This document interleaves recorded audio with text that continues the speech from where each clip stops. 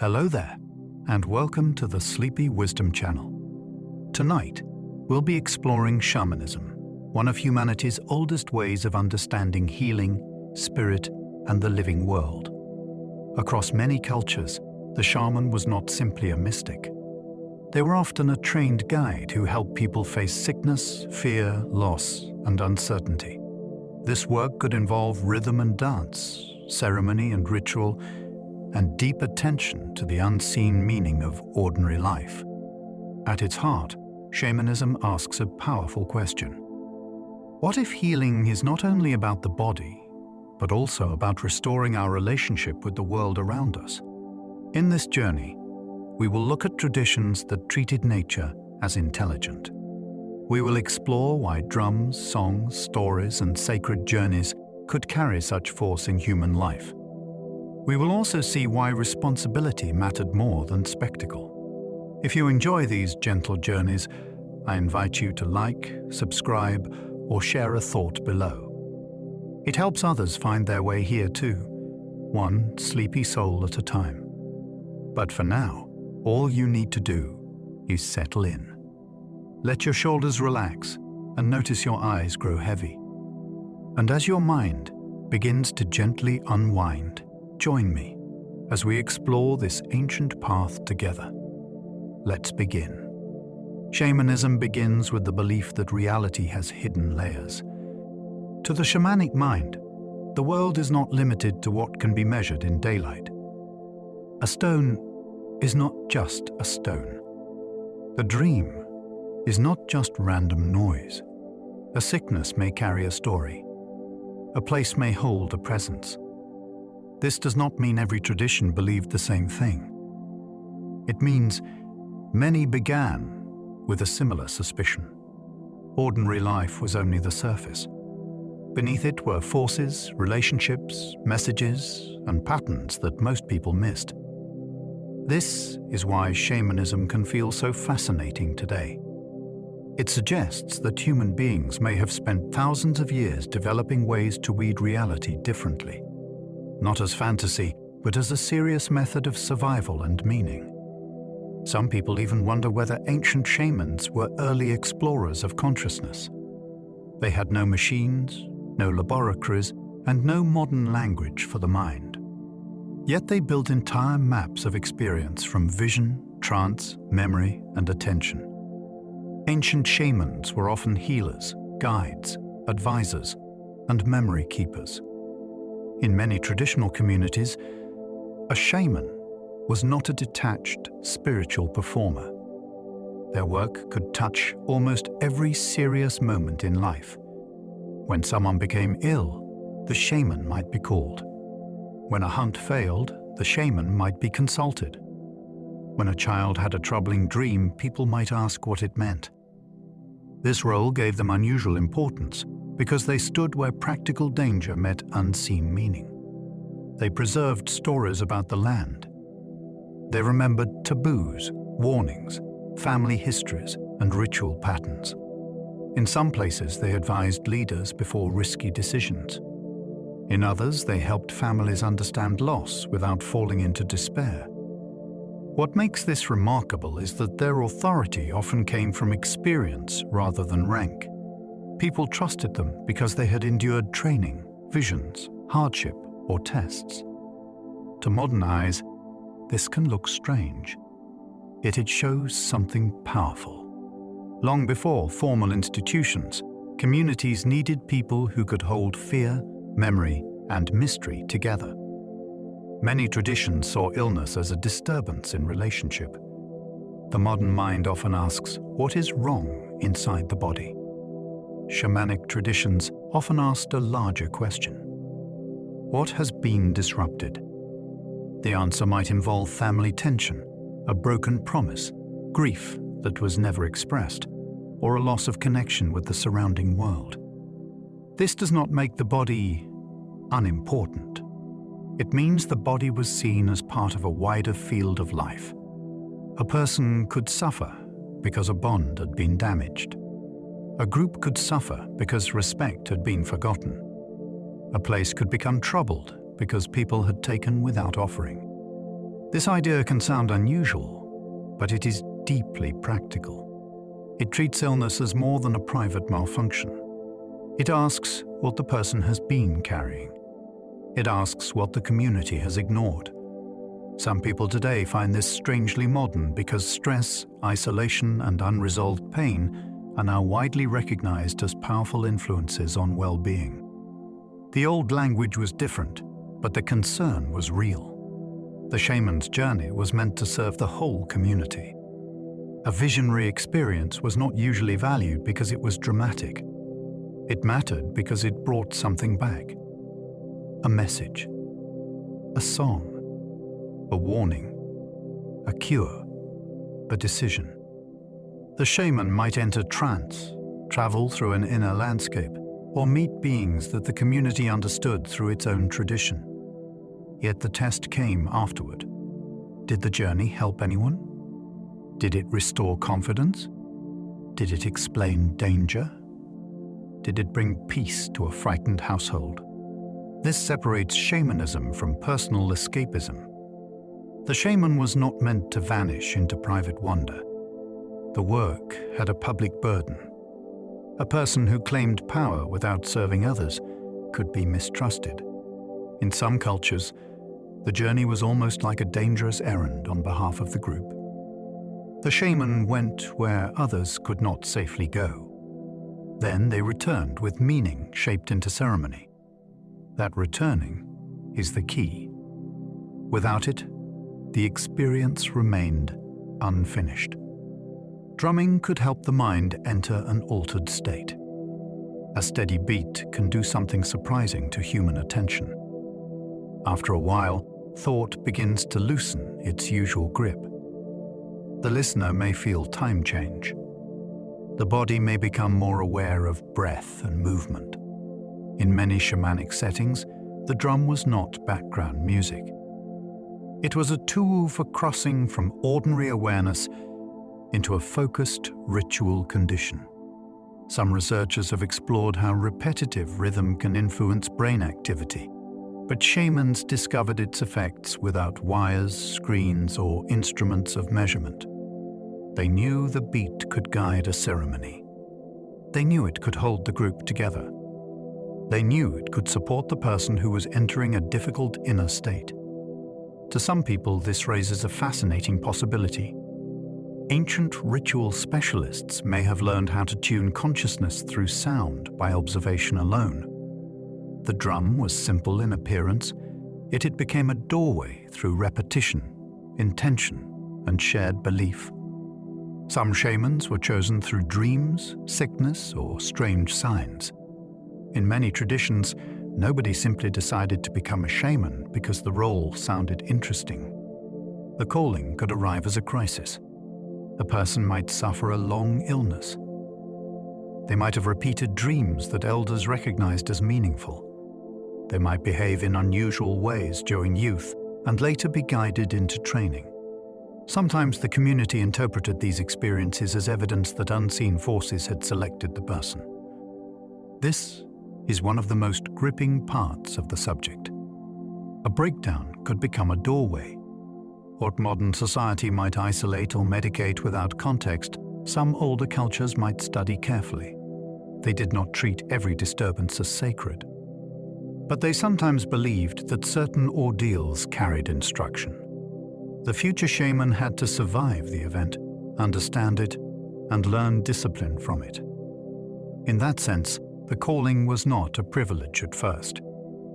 It was often a burden that had to be transformed into service. Spirit helpers often represented wisdom beyond ordinary human thinking.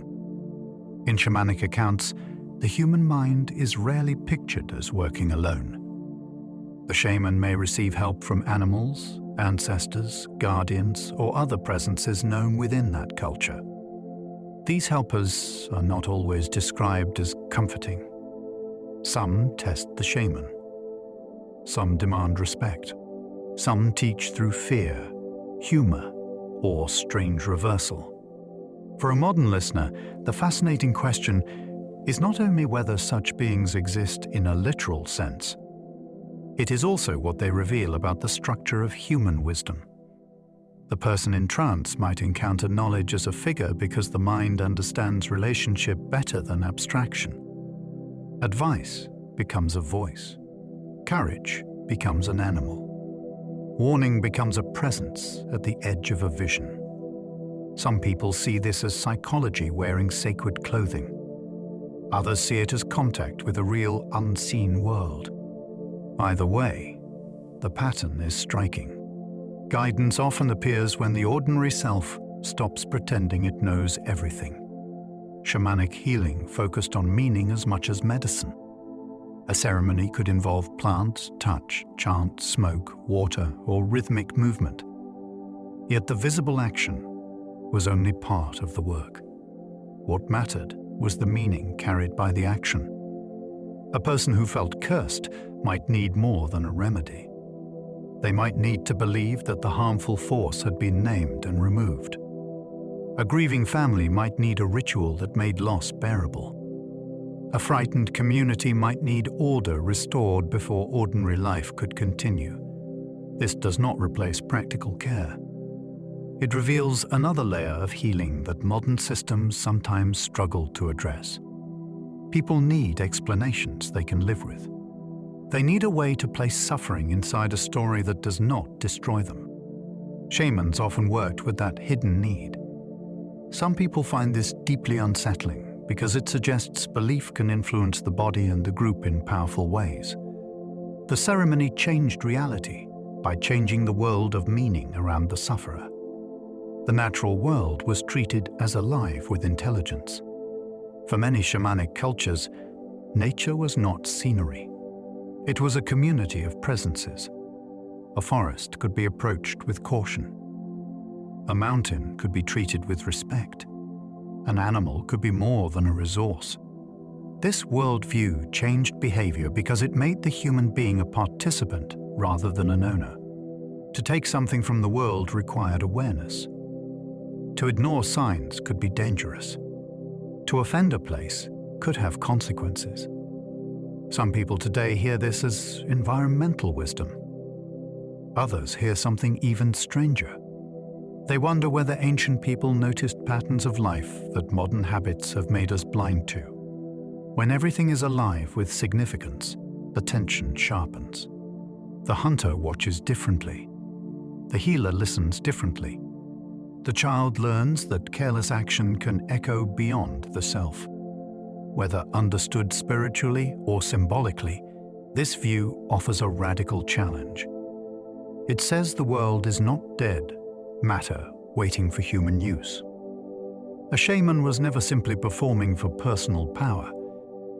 The most dramatic parts of shamanic work can be misleading. Trance, costume, chant, and ceremony may look like performance from the outside. Yet in many communities, the role was judged by responsibility. A shaman who sought admiration without serving others could become dangerous. Power needed boundaries. Knowledge needed restraint. This is why elders, taboos, and long training mattered so much. The community often watched the shaman closely because spiritual force was not treated as a harmless decoration. It could heal, but it could also disrupt. This gives shamanism a moral seriousness that is easy to miss. The real question was not who could create the strongest spectacle. The question was, who could carry the burden without becoming selfish? Some people believe this is one reason the role appears in so many cultures. Human groups have always needed specialists who could enter frightening territory and return with humility. Without that humility, the gift could become a threat. Siberian traditions helped give the word shaman to the world. The term most people use today is strongly linked to Tungusic languages from Northern Asia. Through travel accounts and later scholarship, it became attached to a wide range of spiritual specialists across the globe. That history is important because the word did not begin as a universal label. It came from a particular region with its own lifeways, spirits, and ritual practices. Over time, outsiders stretched it to describe many different traditions that seemed to share certain patterns. This created fascination, but also confusion. A Siberian ritual specialist was not automatically the same as an Amazonian healer or a Korean mudang. Still, the spread of the word tells a larger story. It shows how one term became a doorway into humanity's worldwide interest in trance, healing, and unseen forces. Some people find that almost suspiciously compelling. Different peoples, separated by immense distance, developed roles that seemed to answer similar human needs. Many cultures used rhythm to change attention and awareness. Across the world, repetitive sound has been used to shift the mind from ordinary thinking into ritual focus. This might involve drums in one place, rattles in another, clapping in another, or stamping feet in a communal dance. The details differ, but the principle is powerful. Rhythm can gather scattered attention and make people feel linked to something larger than private thought. In a ceremony, the beat can become a shared pathway. It gives the healer a structure. It gives the community a pulse to follow. It gives the person in distress a pattern strong enough to lean on. Some people see this as one of the oldest technologies of consciousness. No electricity was needed. No written theory was required. The human body already understood vibration, timing, and repetition. That may be why ritual rhythm feels so primal. It reaches below argument and speaks directly to the nervous system. Shamans often trained for years before serving their people. The popular imagination sometimes treats the shaman as a wild visionary who acts on instinct alone. In many traditions, that picture is incomplete. Training could be long, demanding, and closely watched. The apprentice might learn songs, ritual sequences, taboos, healing methods, stories of spirits, and the proper use of sacred objects. They might also learn when not to act. That restraint could be as important as any technique. A person with unusual experiences still needed discipline. Without guidance, visions could confuse rather than help. This is why elders mattered.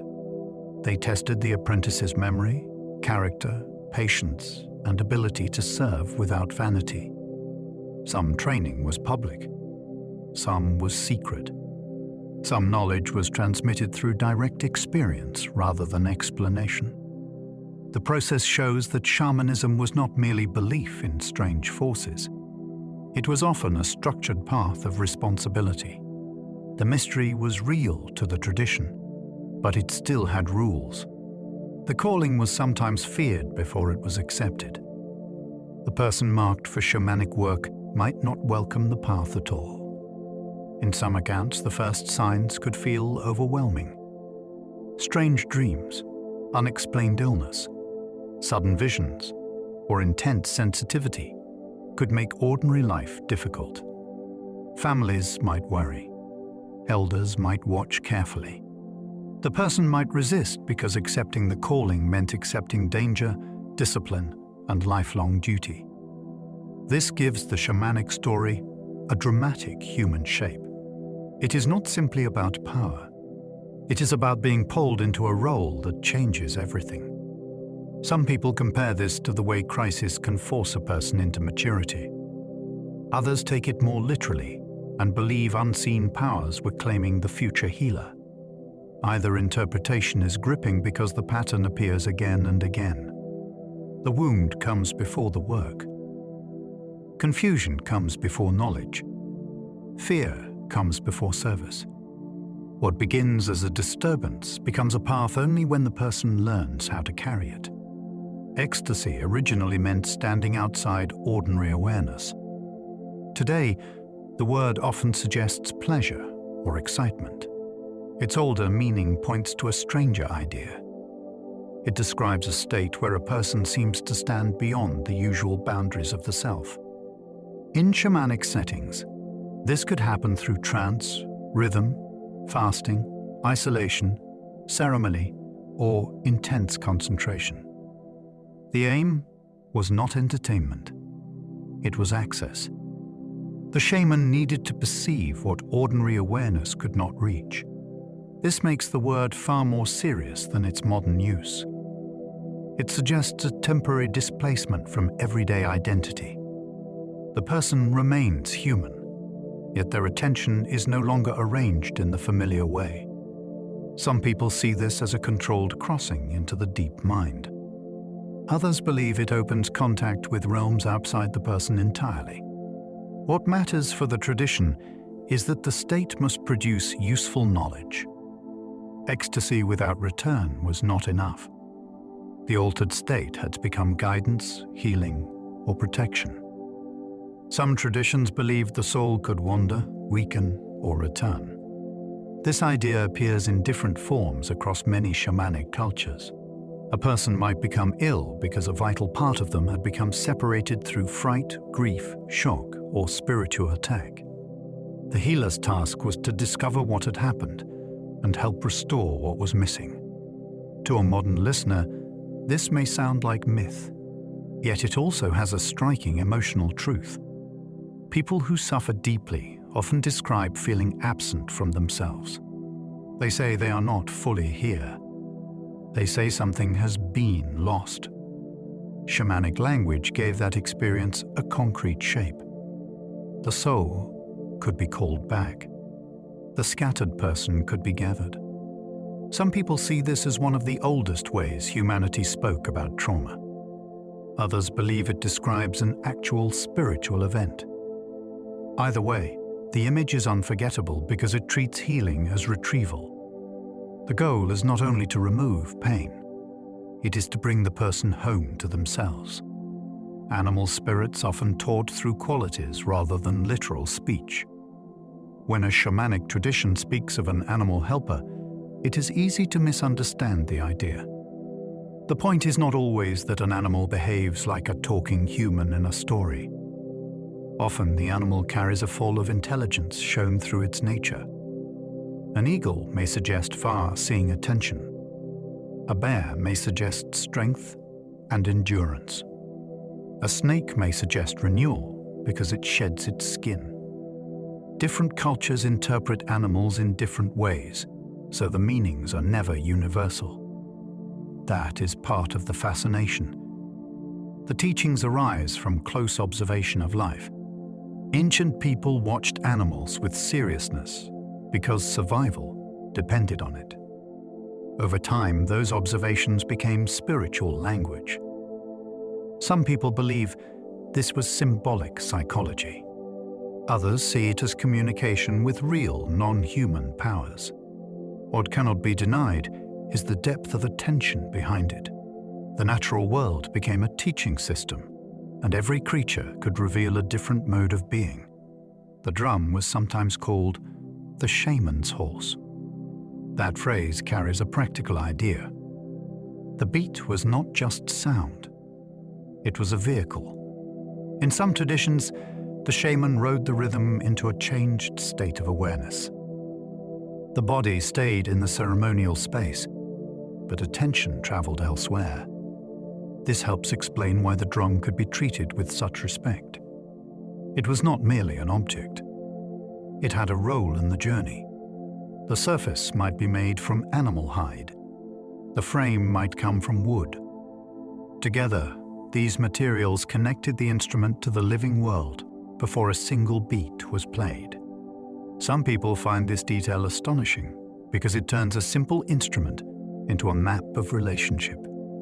Animal, tree, hand, breath, and sound all meet in one ritual tool. The drum beat then becomes movement without walking. It carries the shaman through inner territories that the community believed were real, dangerous, and necessary to enter. Healing ceremonies could restore harmony between people and place. In shamanic traditions, trouble was not always located inside a person alone. A household, a hunting ground, a burial place, or a village boundary might be part of the problem. If a place had been disrespected, neglected, or disturbed, ceremony could be used to repair the relationship. This may sound unusual at first, yet many people know the feeling of entering a room where conflict has happened and sensing that something is wrong. Shamanic cultures often took that intuition much further. They treated place as an active participant in human life. A ceremony might include apology, offering, song, or careful speech directed toward the land. The goal was not decoration. It was restoration. Some people today see this as ecological awareness expressed through sacred action. Others see it as evidence that ancient communities sensed energies modern culture ignores. In either case, the teaching is powerful. Human well-being cannot be separated from the ground beneath it. Shamanic knowledge was usually learned through practice, not books. Before written manuals, learning passed through bodies, voices, memories, and repeated action. An apprentice might watch how an elder prepared a ceremony, when they spoke, when they paused, and how they responded to fear in the room. Much of the knowledge lived in timing. A chant had to be remembered. A gesture had to be done correctly. A story had to be told in the right setting. This makes shamanic training hard to reduce to simple information. It was not only about knowing ideas. It was about becoming someone who could act under pressure. Some people find this deeply compelling because it suggests a form of intelligence that modern culture often undervalues. The hand knows. The voice knows. The nervous system learns through repetition. Books can preserve teachings, but they cannot fully replace apprenticeship. In many traditions, wisdom became real only when it was tested in the presence of suffering, uncertainty, and communal need. Many shamans acted as interpreters of troubling dreams. A dream could be treated as more than a private mental event. In many shamanic cultures, it might be a warning, a visitation, a memory from another layer of life, or a sign that something in the person needed attention. This made the dream interpreter an important figure, because the wrong reading could increase fear, while a wise reading could restore direction. Imagine a hunter dreaming of a wounded animal before a journey. Imagine a grieving parent seeing a relative who has died. These experiences were not quickly dismissed. They were brought into conversation, ritual, and community understanding. What makes this so intriguing is that dreams still feel meaningful to people who claim not to believe in spirits. They arrive with emotion, detail, and strange authority. The shamanic approach says that night visions may carry information from places ordinary thinking cannot reach. Whether seen as psychology or contact, the dream becomes a serious message. Fire often marked the boundary between ordinary and sacred time. Before a ceremony began, flame could change the atmosphere immediately. People gathered differently around it. Voices dropped. Faces became visible in a smaller circle. The outside world seemed to recede. In many shamanic settings, fire was not just useful for warmth and light. It created a center where human attention could settle. It could also act as a witness to promises, prayers, offerings, or acts of healing. Some traditions treated fire as a living presence that must be respected. Others used it to transform objects through burning, cooking, smoking, or release. The fascinating part is how simple the technology appears. No temple is needed. No written doctrine is required. A small flame can shift a group from ordinary talk into a condition of ritual seriousness. Some people believe this reveals a very old memory in human culture. When fire is present, people instinctively know that something important can happen. Some ceremonies began by asking permission from unseen powers. This detail reveals a completely different way of standing in the world. The shamanic practitioner did not always enter ritual space as a commander. They might begin as a guest. Before calling on a spirit, approaching a place, using a plant or starting a healing, permission could be requested.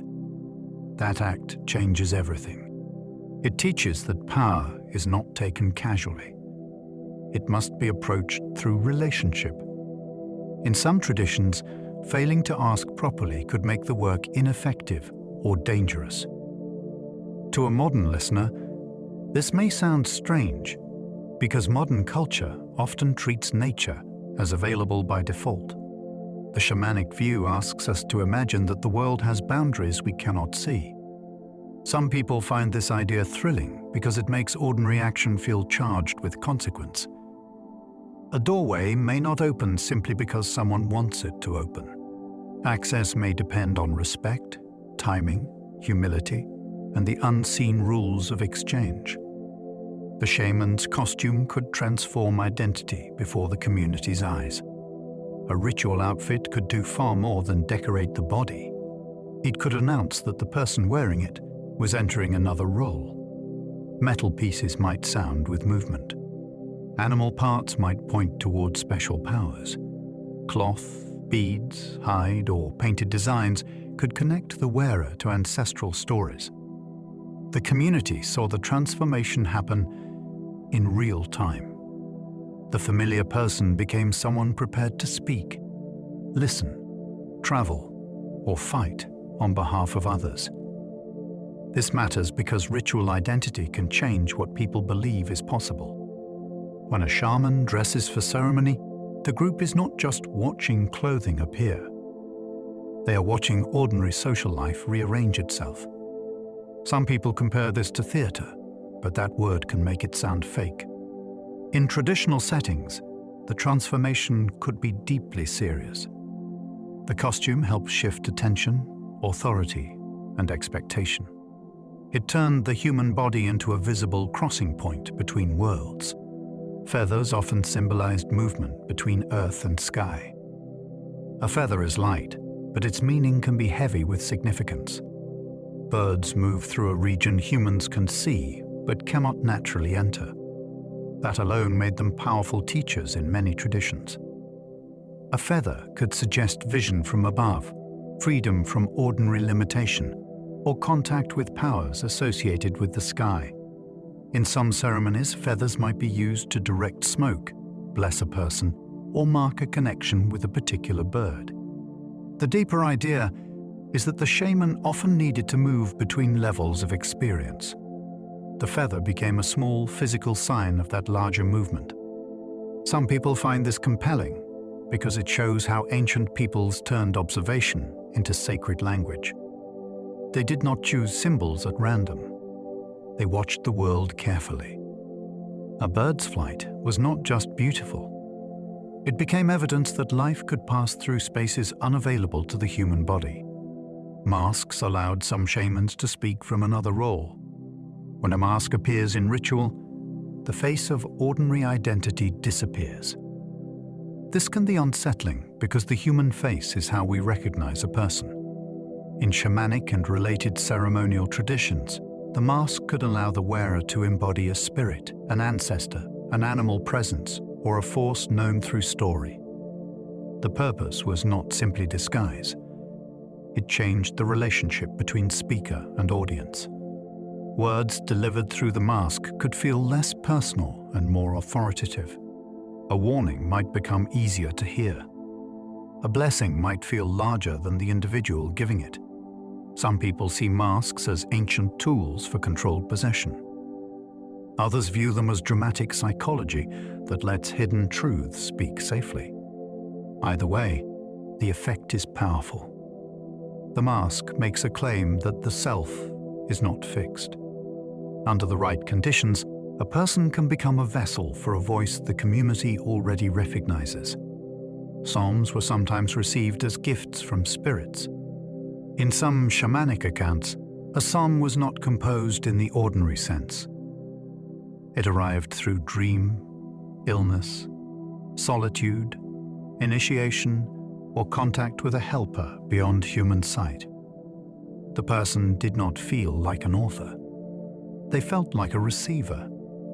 That psalm might then be used in healing, protection, divination, or calling a presence into ceremony.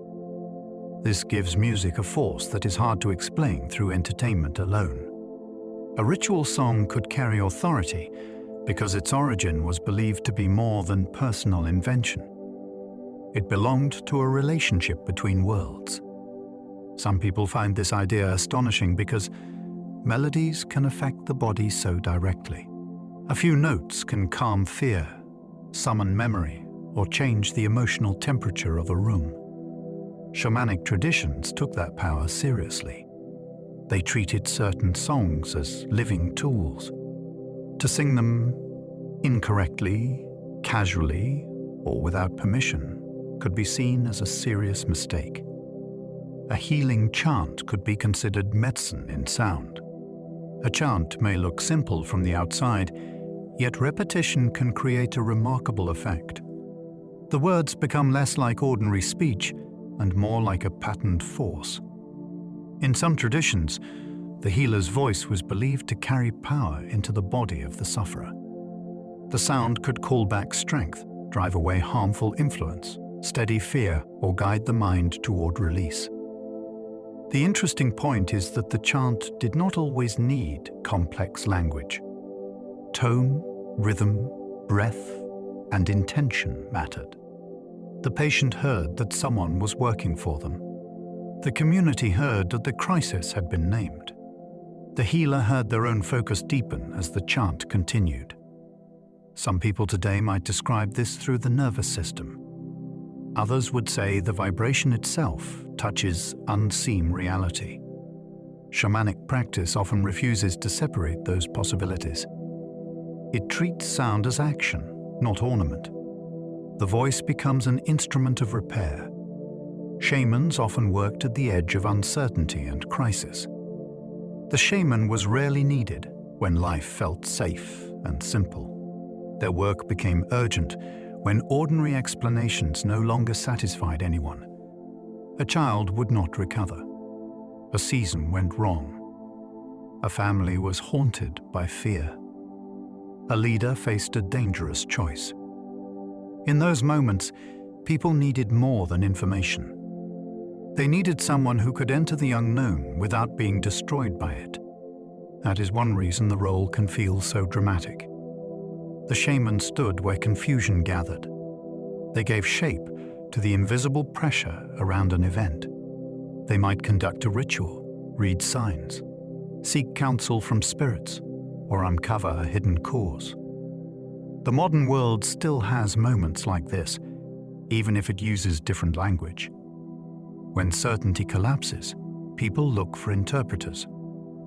Some people see shamans as early specialists in crisis, meaning they helped communities move from panic toward action, even when the outcome remained uncertain.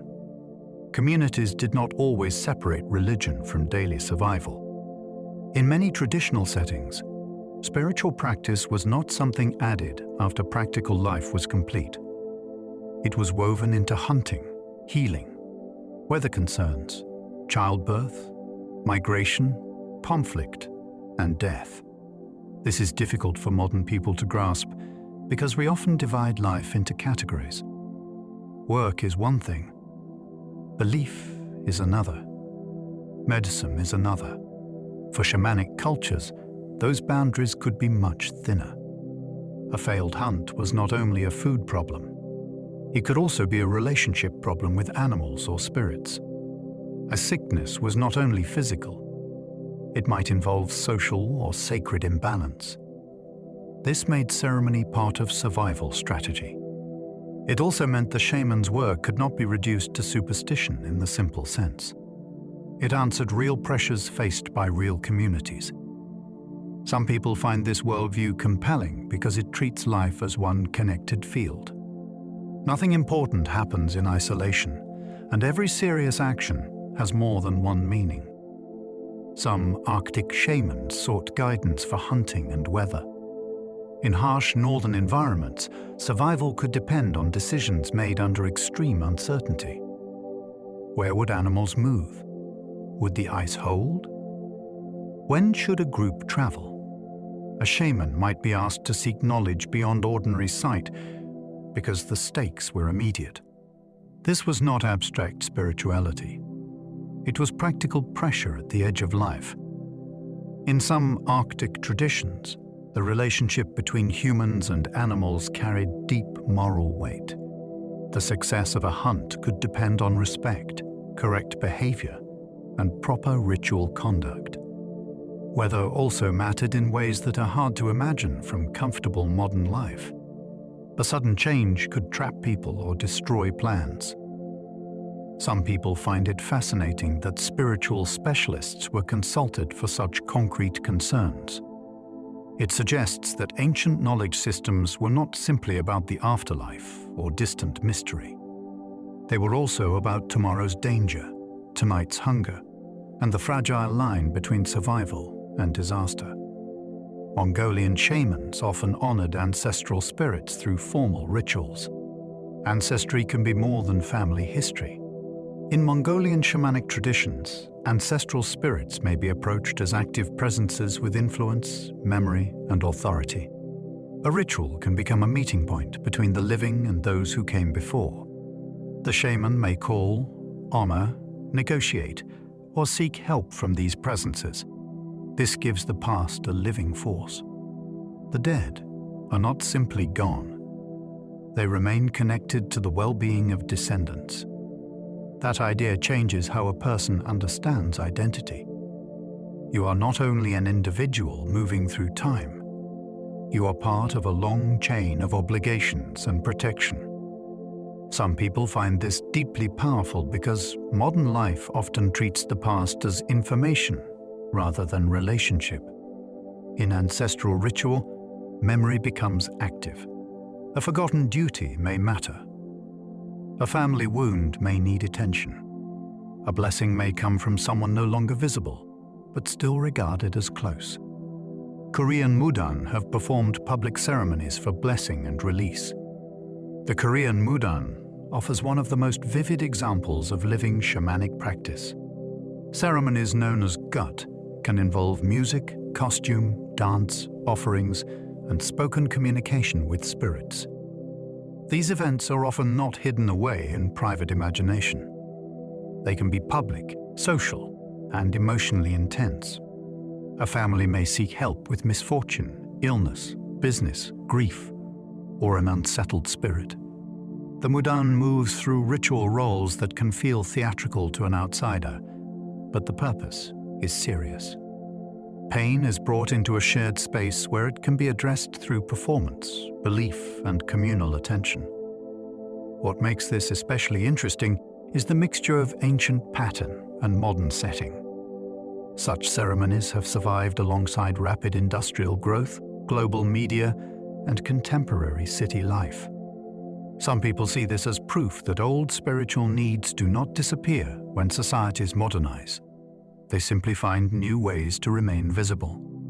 Amazonian traditions often link plant knowledge with spiritual responsibility. The Amazon has long been associated with extraordinary botanical knowledge. In many indigenous traditions, plants are not treated merely as chemicals in green form. They may be understood as teachers, allies, or powerful beings with rules of approach. This is where the subject becomes especially compelling for people drawn to alternative ideas. Some practices suggest that knowledge about plants can be learned through vision, diet, dream, and disciplined relationship with the forest. The question is startling. How did people identify so many useful plants in such vast ecological complexity? One answer is careful observation across generations.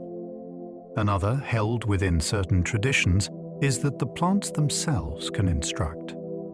Either way, the result is astonishing. Healing knowledge becomes inseparable from ethics. A plant may help, but it may also demand respect. The practitioner is not simply collecting ingredients. They are entering a living network where misuse can damage the person, the community, and the forest. Sami Noidi were known for drums, divination, and spirit journeys. Among the Sami peoples of Northern Europe, the Noidi occupied a role that has fascinated outsiders for centuries. Historical accounts describe ritual drums marked with symbols, which could be used in acts of divination or ceremonial travel. The drum's surface was not just decoration. It could represent a structured view of the world, including forces, beings, and places of significance. A pointer or ring might move across it during ritual action, offering guidance in uncertain matters. The Noidi was also associated with journeys of the soul or spirit, undertaken for healing, knowledge, or protection. What makes this story especially intriguing is its survival through pressure, misunderstanding, and suppression. Many drums were destroyed or taken, yet the memory of the tradition remains powerful. Some people see the Noidi as evidence that Northern Europe once held spiritual technologies as strange and complex as anything found in more famous mystical cultures. Nepalese Jankri may combine healing, trance, and local cosmology. In the Himalayan regions, the Jankri can be understood as a ritual healer whose work may draw from indigenous practice, local belief, and surrounding religious traditions. Their ceremonies can involve drumming, chanting, diagnosis, spirit negotiation, and acts meant to remove harmful influence. What makes this rule fascinating is the way it stands at a crossroads. Mountain landscapes often preserve layered traditions because communities adapt without always erasing older patterns. A Jankri may work in a world where village concerns, ancestral forces, deities, and wandering spirits are all part of the same practical field. A patient may arrive with pain, fear, or misfortune. The healer must read the situation through a map that includes both visible and invisible causes. Some people find this kind of healing compelling because it refuses to shrink suffering into one category. It says a human problem may have roots in body, household, memory, landscape, and spirit at once. Tibetan traditions absorbed some shamanic elements into Buddhist practice. Tibet is often associated with monasteries, meditation, and philosophy. Yet beneath and around those forms are older layers of ritual life. Local spirits, mountain powers, protective beings, oracles, healing rites, and weather practices have all played roles in Tibetan religious culture. Rather than simply disappearing, many older elements were reinterpreted within Buddhist frameworks. This creates a fascinating spiritual landscape. A practice might look Buddhist in language, yet still carry echoes of earlier ritual relationships with place and unseen forces. Some people are drawn to this because it challenges the idea that religions arrive as clean systems. In reality, traditions meet, absorb, argue, and transform each other. Tibet becomes a powerful example of spiritual layering. The philosophical search for liberation exists beside practical concern for protection and worldly balance. For listeners who like hidden histories, this is rich territory. It suggests that beneath famous teachings may be older conversations with mountains, spirits, and local memory. Inuit Angakwit were respected for navigating danger and unseen forces. Inuit spiritual specialists worked within environments where danger was not theoretical. Ice, hunger, darkness, weather, and distance shaped daily life. The Angakok could help address misfortune, illness, broken taboos, or the anger of beings connected to animals and the sea. This role required knowledge of both human conduct and unseen consequence. When survival depends on cooperation with the natural world, moral behavior becomes practical. A careless act might be understood as more than a mistake. It could disturb relationships that protected the group. The Angakok might enter trance, seek information, confess hidden wrongs, or perform ritual actions meant to restore balance.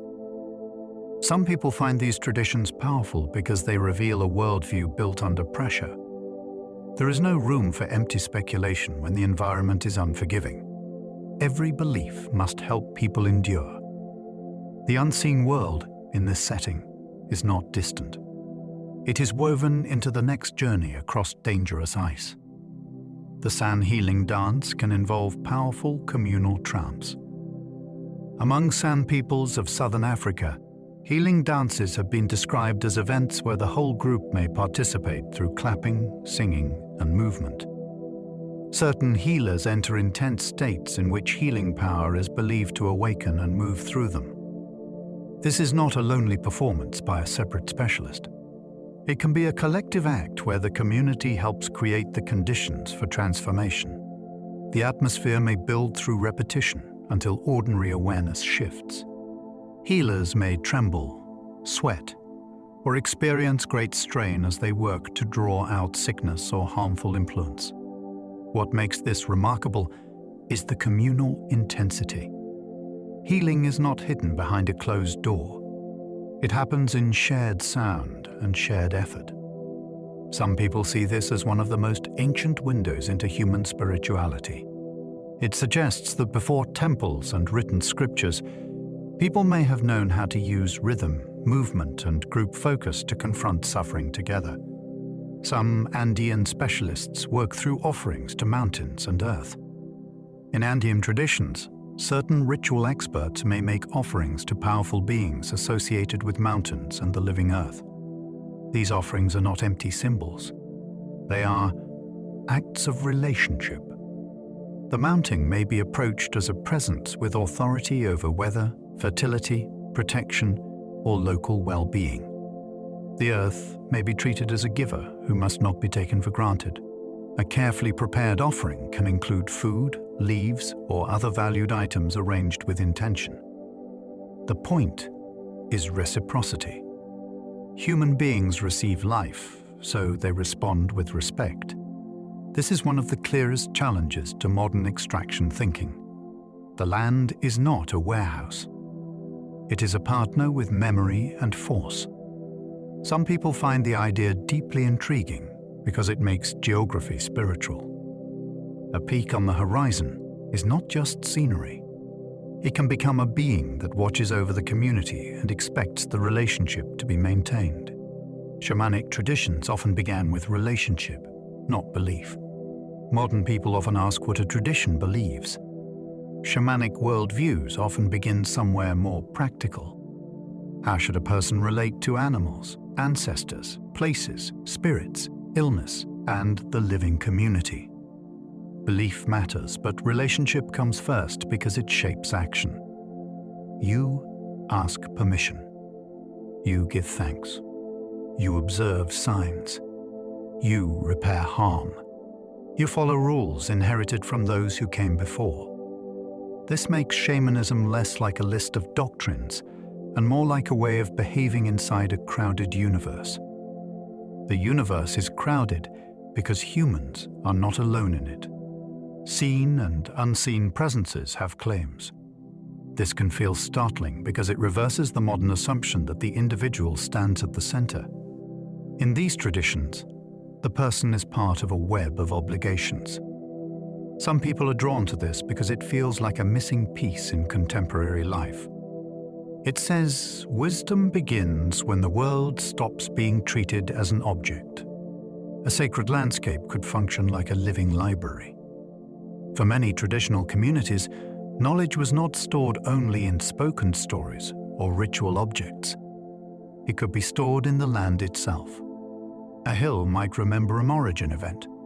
A bend in a river might mark a warning. A grove might be associated with healing. A cliff might carry the presence of an ancestor or spirit. To outsiders, these may look like ordinary places. To those raised within the tradition, they can hold instructions about identity, conduct, danger, and belonging. This is why losing access to land can be a spiritual disaster as well as a political one. The map is not only geographic, it is moral and historical. Some people find this idea extraordinary because it turns landscape into an archive without paper. The past is not locked away. It is walked through, pointed to, named, and remembered. A journey across familiar ground can become a journey through accumulated wisdom. Mountains were often approached as beings with memory and power. A mountain dominates attention because it outlasts human life. It shapes weather, directs travel, stores snow, catches cloud, and stands as a constant presence in the distance. In many shamanic and indigenous traditions, such a place could be understood as alive in a profound sense. People might approach it with offerings, prayers, rules, or caution. The mountain was not merely a large object. It could be a guardian, ancestor, owner of animals, or source of spiritual force. This changes the human posture. You do not conquer a being like that without consequence. You negotiate with it. You respect its moods. You remember stories attached to it. Some people today find this strangely believable on an emotional level, even if they do not accept it literally. Anyone who has stood before a great peak knows that it can feel more like a presence than a thing. Shamanic traditions gave that feeling a language and a responsibility. Rivers could be honored as carriers of blessing and warning. A river is never still, and that made it spiritually powerful in many cultures. It brings water, food, travel, and fertility. It can also flood, drown, divide, and carry danger from far away. Shamanic and related traditions often treated rivers as forces that required respect. A ritual act near water might ask for cleansing, safe passage, healing, or guidance. The river's movement made it a natural symbol of transition, but its practical importance kept the symbolism grounded. People depended on it. They feared it. They watched its moods. Some people believe that honoring rivers was an early form of ecological intelligence. Others wonder whether flowing water itself alters human awareness through sound, reflection, and constant motion. What matters is that a river was not dismissed as scenery. It was a power with which people had to live.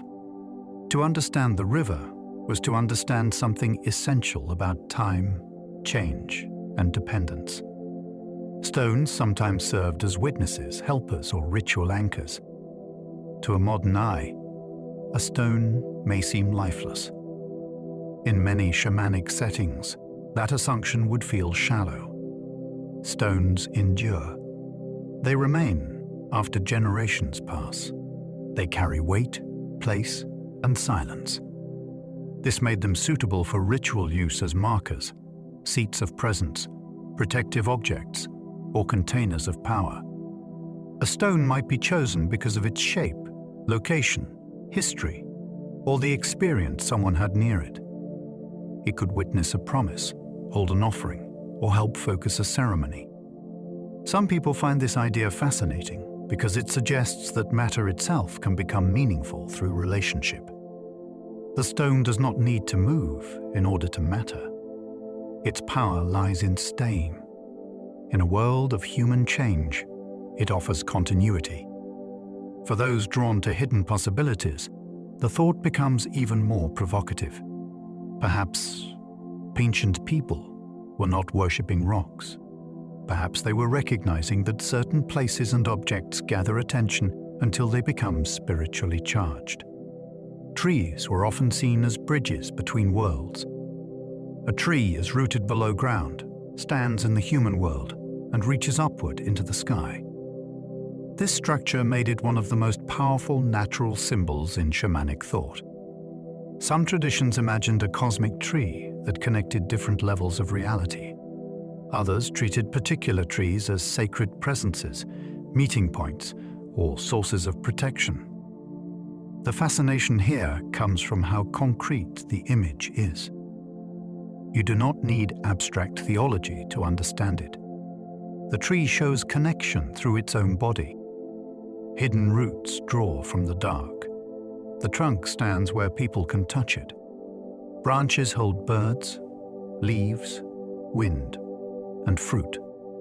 Some people believe the tree became a model for spiritual travel, because it gives the mind a clear path between realms. Others see it as an ancient recognition of ecological truth. Life above depends on what is buried below. The visible world is fed by an invisible network. Many traditions treated animals as teachers, relatives, or messengers. The relationship between humans and animals was often far deeper than use. Animals could reveal weather, danger, patience, courage, cunning, migration routes, and the hidden logic of a place. In shamanic cultures, these observations could become spiritual teachings. An animal seen at the right moment might be interpreted as a sign. A hunted animal might be honored so its kind would continue to give itself. A recurring creature in dreams might be treated as a guide. This does not mean all traditions thought alike. It means many refused to reduce animals to objects. That refusal is powerful. It reminds us that human survival once depended on understanding other beings with great precision. Some people find this deeply humbling because modern life often hides animals behind products and screens. Shamanic thinking brings them back into relationship. It says the non-human world is not mute. It has patterns, warnings, and forms of intelligence that human beings ignore at their cost. The idea of balance often mattered more than personal comfort. A modern person may think healing means feeling better as quickly as possible. Many shamanic worldviews asked for something more demanding. Is the person in right relationship? Has an obligation been neglected? Has fear or grief disrupted the group? Has someone taken more than they should? Balance may require confession, offering, repair, patience, or a change in behavior. That is very different from comfort. It means the purpose of ritual is not simply to soothe the individual. It is to restore a wider order. Sometimes this could be uncomfortable because the ceremony might reveal what people did not want to face. Yet that is what makes it powerful. It treats suffering as a signal that something needs to be corrected. Some people are drawn to this because it challenges the consumer version of spirituality. The point is not to feel special. The point is to become aligned with a larger pattern of responsibility. Rituals could turn private suffering into shared responsibility. One of the strongest features of shamanic healing is that pain was often brought into the open. A person's trouble did not always remain locked inside them as a private burden.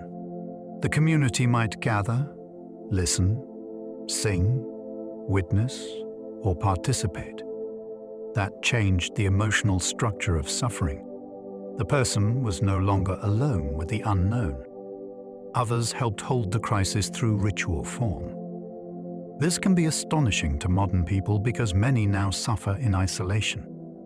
They may receive treatment, yet still feel unseen. In a ritual setting, the wound becomes part of a social event with meaning. The group acknowledges that one person's distress can affect everyone. Some people see this as ancient group therapy. Others see it as spiritual repair that modern language cannot fully capture. Either way, the effect is profound. Ritual gives suffering a place to go. It transforms silent fear into a shared act of attention. Shamanic ceremony often gave fear a meaningful shape. Fear becomes more dangerous when it has no form. It spreads through the mind and attaches itself to everything. Shamanic ritual often gave fear a name, a location, a story, or an image that the community could address. A troubling presence might be identified. A taboo might be uncovered. A dream might be interpreted. The ceremony might show that the danger had been confronted. This does not make the fear imaginary. It makes it workable. People can respond to a shaped problem more easily than to a vague terror. That is one reason these ceremonies could be so compelling. They created a visible drama around invisible distress. Some people believe this is a deep psychological technology. Others believe the ritual was dealing with real forces outside the individual. The two views may not feel separate inside the ceremony itself. What matters is that fear is no longer formless. It has entered a process that can move toward resolution. Some shamans used divination to uncover hidden causes of trouble. Divination was not always about predicting the future like a fortune teller in a market stall. In many shamanic settings, it was more like investigation. Something had gone wrong, and the ordinary facts did not explain it. The healer might use bones, stones, fire, dreams, drum signs, animal movement, or a ritual object to search for the deeper cause. Was there a broken taboo? Had an ancestor been neglected? Was a harmful influence attached to the person? Had someone disturbed a place that should have been left alone? To modern ears, that may sound strange. Yet the basic impulse is familiar. When suffering feels mysterious, people want a pattern. They want to know why this happened and what can be done next. Divination gave a community a way to ask the unknown a direct question. Some people believe it worked through spirit contact. Others think it sharpened intuition through ritual focus. Bones could symbolize ancestry, structure, and the endurance of life. There is something powerful about bone because it remains after flesh disappears. In shamanic and related traditions, bones could carry meanings that were both practical and mysterious. They suggested what supports the body. They also suggested what survives change. A ritual specialist might use bones in divination, healing, teaching, or ceremonial objects. Animal bones could point back to the hunt. Human bones could evoke ancestors and mortality. The symbolism is direct enough to understand immediately. When everything soft has gone, the frame remains. That made bones natural objects for thinking about continuity, hidden strength, and the line between the living and the dead. Some people find this especially fascinating because ancient stories sometimes describe the shaman being reduced to bones during initiation, then rebuilt into a changed being. Whether literal vision or ritual metaphor, the message is intense. Wisdom may begin when a person is stripped down to what cannot be faked. Rattles created rhythm through movement rather than impact. A rattle is a small thing, yet it can command a room. Unlike the drum, it does not need a striking surface. It speaks when the hand moves. Seeds, stones, shells, or small objects inside the vessel make sound through collision and motion. This gives the tool a very different feeling. It can mark direction. It can circle a patient. It can punctuate a chant. It can seem to stir the air around the body. In some traditions, rattles are used to call attention, drive away unwanted influence, or awaken a ritual space. The fascination lies in how physical the sound is. You can hear movement made audible. Some people imagine that the shaking breaks up stagnant energy. Others see it as a focused way to guide the mind and body during ceremony. Either way, the rattle proves that ritual power does not always need grandeur. Sometimes the smallest tool can change the whole atmosphere. Smoke was often used for cleansing, signaling, or protection. Smoke moves between solid and invisible. It rises from matter, then becomes air. That strange quality made it useful in many ceremonial worlds. A plant, resin, or wood might be burned so the smoke could pass over a person, object, doorway, or gathering space. The purpose might be purification. It might be a way of carrying a request upward. It might mark a boundary against harmful influence. What makes this practice compelling is that it involves the senses immediately. People can smell the change. They can see the trail. They can feel the ceremony begin before anyone explains it. Some interpret this as symbolic cleansing. Others believe certain substances possess real spiritual force when burned correctly. There is also a practical layer because aroma can affect memory, mood, and attention. The old ritual logic does not separate these effects neatly. Smoke becomes message, medicine, and boundary at the same time. Water could mark renewal before difficult spiritual work. Before entering a demanding ceremony, a person might wash, bathe, drink, or be sprinkled with water. The act could be simple, but its meaning was not small. Water removes visible dirt, yet it also suggests readiness. It says, the old condition is being left behind for a moment. In many traditions, ritual washing helped prepare the body and mind for contact with powers that should not be approached carelessly. The physical sensation matters. Coolness on the skin can interrupt fear. A slow drink can steady breath. A river crossing can make a person feel they have entered another phase of life. Some people believe water stores or carries subtle information. Others understand its force through memory and emotion. Either way, human beings respond deeply to it. We begin life in fluid. We cannot live without it. So when water appears before spiritual work, it speaks a language the body already knows. Offerings taught that receiving always carried an obligation. An offering is one of the clearest moral acts in shamanic life. It says that nothing important should be taken as if it were free of relationship. Before a plant is gathered, an animal hunted, a spirit called, or a place entered, something may be given. The item itself might be small, but the gesture is large. It recognizes dependence. It also protects the person from arrogance. A world filled with unseen participants cannot be treated like a storehouse. This is why offerings can feel so challenging to modern habits. We are trained to consume quickly and move on. The offering slows the hand. It asks the person to remember what makes life possible. Some people are fascinated by the idea that exchange may operate beyond the visible world. Perhaps gratitude is not only polite. Perhaps it is a form of spiritual balance. In that view, taking without returning creates a debt that eventually speaks. Silence could be as important as chanting in ceremony. Not every sacred moment was filled with sound.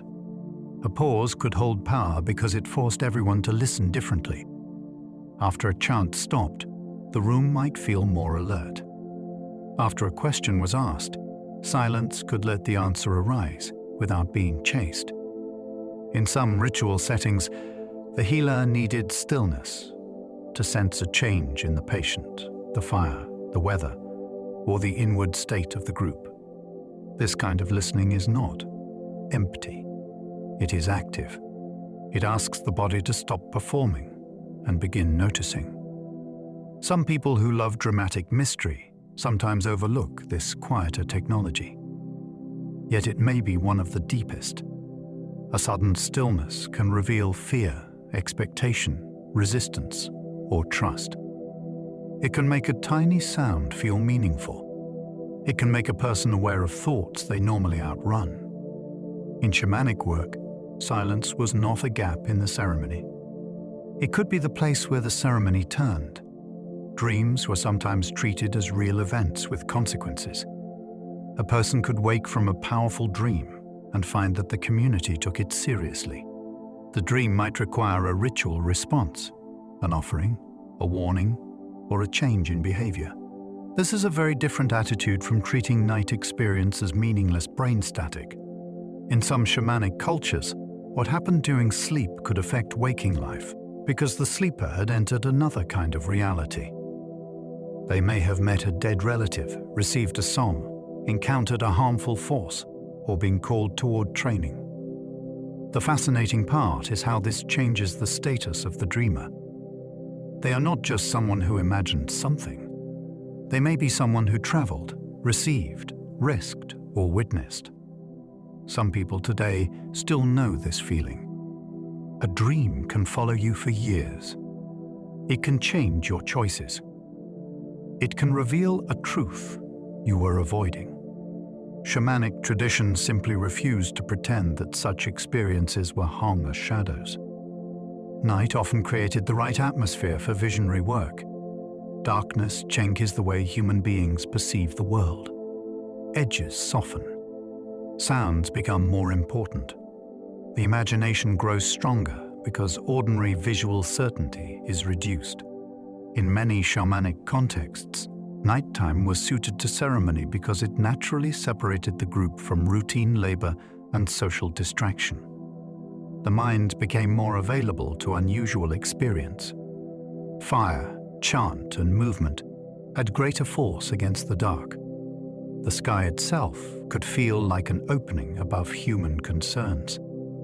Some people argue that ancient ritual specialists understood the psychology of night in a very precise way. They knew that the absence of daylight could help the mind cross thresholds it would resist in the afternoon. Others believe that certain powers were simply more present after sunset. Either interpretation is gripping.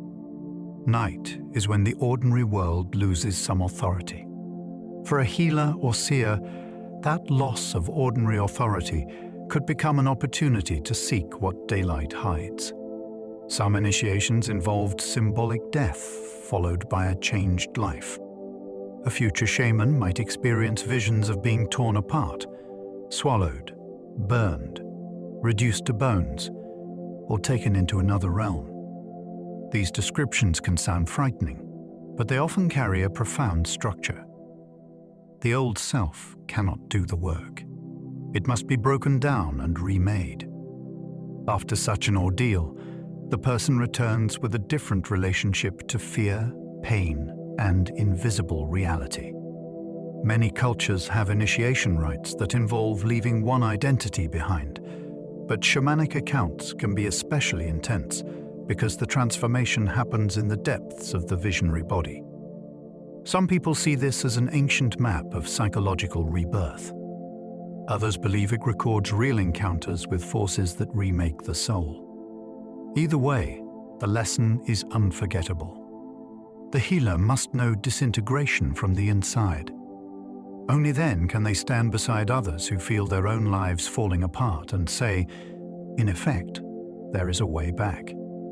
The wounded healer idea appears in many shamanic stories. The person who heals is often not untouched by suffering. In many accounts, the future ritual specialist first passes through sickness, isolation, grief, terror, or strange experiences that ordinary people cannot easily understand. The wound becomes the doorway into knowledge. This does not romanticize pain. It means pain may become useful when it is disciplined by training and turned toward service. The wounded healer understands vulnerability because they have lived inside it. They are not speaking from a clean distance. They know what it means to be frightened by the body, the mind, or the unseen. Some people find this idea deeply powerful because it appears across religion, myth, psychology, and modern recovery culture. Those who survive the ordeal may become guides for others in the same territory. Shamanic traditions give that pattern a sacred form. The healer's authority does not come from being untouched. It comes from having entered the wound and returned with knowledge. Personal crisis could become training when held by tradition. Without a cultural frame, an overwhelming inner experience may only look like collapse. With the right elders, stories, rituals, and discipline, the same experience could be shaped into a path. This is one of the most provocative ideas in shamanism. A crisis may not always be meaningless chaos. It may contain raw material that can be trained. The difference is the container around it. A young person hearing voices, seeing visions, falling ill, or suffering strange dreams could be guided by people who knew how to test the experience. Was it dangerous? Was it a calling? Was it confusion? Was it a sign of something that needed ritual attention? Some people are fascinated by this because modern society often lacks respected roles for unusual states of consciousness. Shamanic cultures did not accept everything blindly. Yet they sometimes asked a more generous question. What is this experience trying to become, if it is not abandoned? A shaman's power was often tested through service. The community did not simply accept a claim because someone said they had visions. Results mattered. Could the person help a sick child? Could they calm a frightened household? Could they identify a hidden problem? Could they guide a ritual without harming people? This practical testing kept spiritual authority connected to responsibility. A person might impress others with strange behavior, but that was not enough. The gift had to become useful. In some traditions, a healer's reputation grew slowly through repeated acts that people remembered. Success was not always measured in simple physical cure. It could also mean restoring confidence, explaining misfortune, or helping people make a necessary decision. Some people find this important because it challenges the idea that shamanic power was uncontrolled fantasy. The role lived inside community judgment. The shaman carried mystery, but the village carried memory. If the work failed again and again, people noticed. Spiritual power had to answer to human need. Trickster spirits warned that wisdom can arrive in strange forms. Not every teacher in shamanic and mythic worlds appears noble. Some are disruptive, comic, greedy, foolish, or dangerous. The trickster breaks rules, crosses boundaries, exposes vanity, and reveals hidden truth through disorder. This figure can seem unserious at first, but that is exactly the trap. Trickster stories often teach that reality is not as tidy as human pride wants it to be. A person who thinks wisdom must always sound dignified may miss the lesson. In some traditions, trickster beings remind people that sacred power can be unpredictable. They can punish arrogance by making it ridiculous. They can turn a failure into revelation. They can show how close cleverness is to stupidity. Some people love these figures because they feel more alive than polished moral heroes. They suggest that the universe has a sense of humor, but not always a comfortable one. In shamanic thinking, laughter may open a door, but fear keeps locked. Laughter sometimes protected people from fear during ritual work. A ceremony dealing with illness, spirits, death, or misfortune could become emotionally heavy. Laughter might seem out of place, yet it can be a powerful release. In some ritual settings, humor breaks tension before fear overwhelms the group. It reminds people that they are still alive, still together, and still capable of responding. A shaman or ritual performer might use sudden conic behavior to shift the atmosphere. The toque does not erase the seriousness of the work. It gives the community enough breathing room to continue. This is fascinating because it shows that sacred practice was not always solemn in the way outsiders expect. The mysterious can include absurdity. The terrifying can be interrupted by human warmth.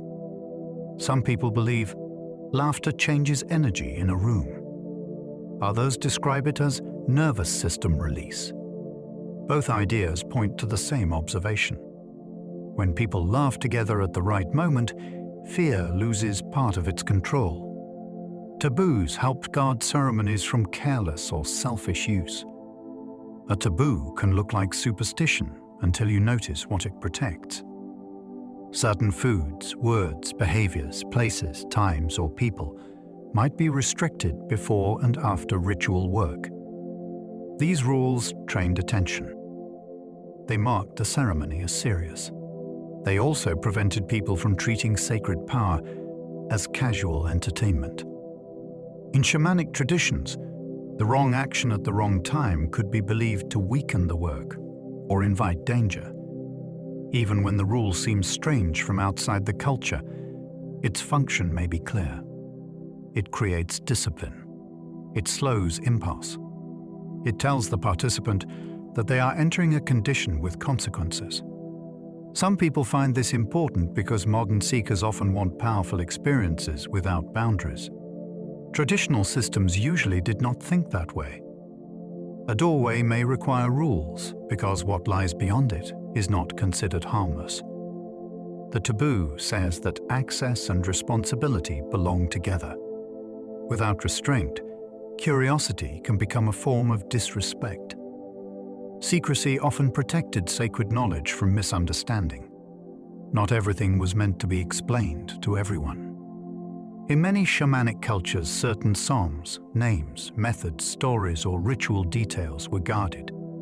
This secrecy was not always about control. It could protect the power of the practice. It could prevent untrained people from misusing dangerous knowledge. It could also preserve the dignity of a tradition from outsiders who would mock what they did not understand. Some teachings only made sense after preparation. Given too early, they might confuse the listener or inflate their pride.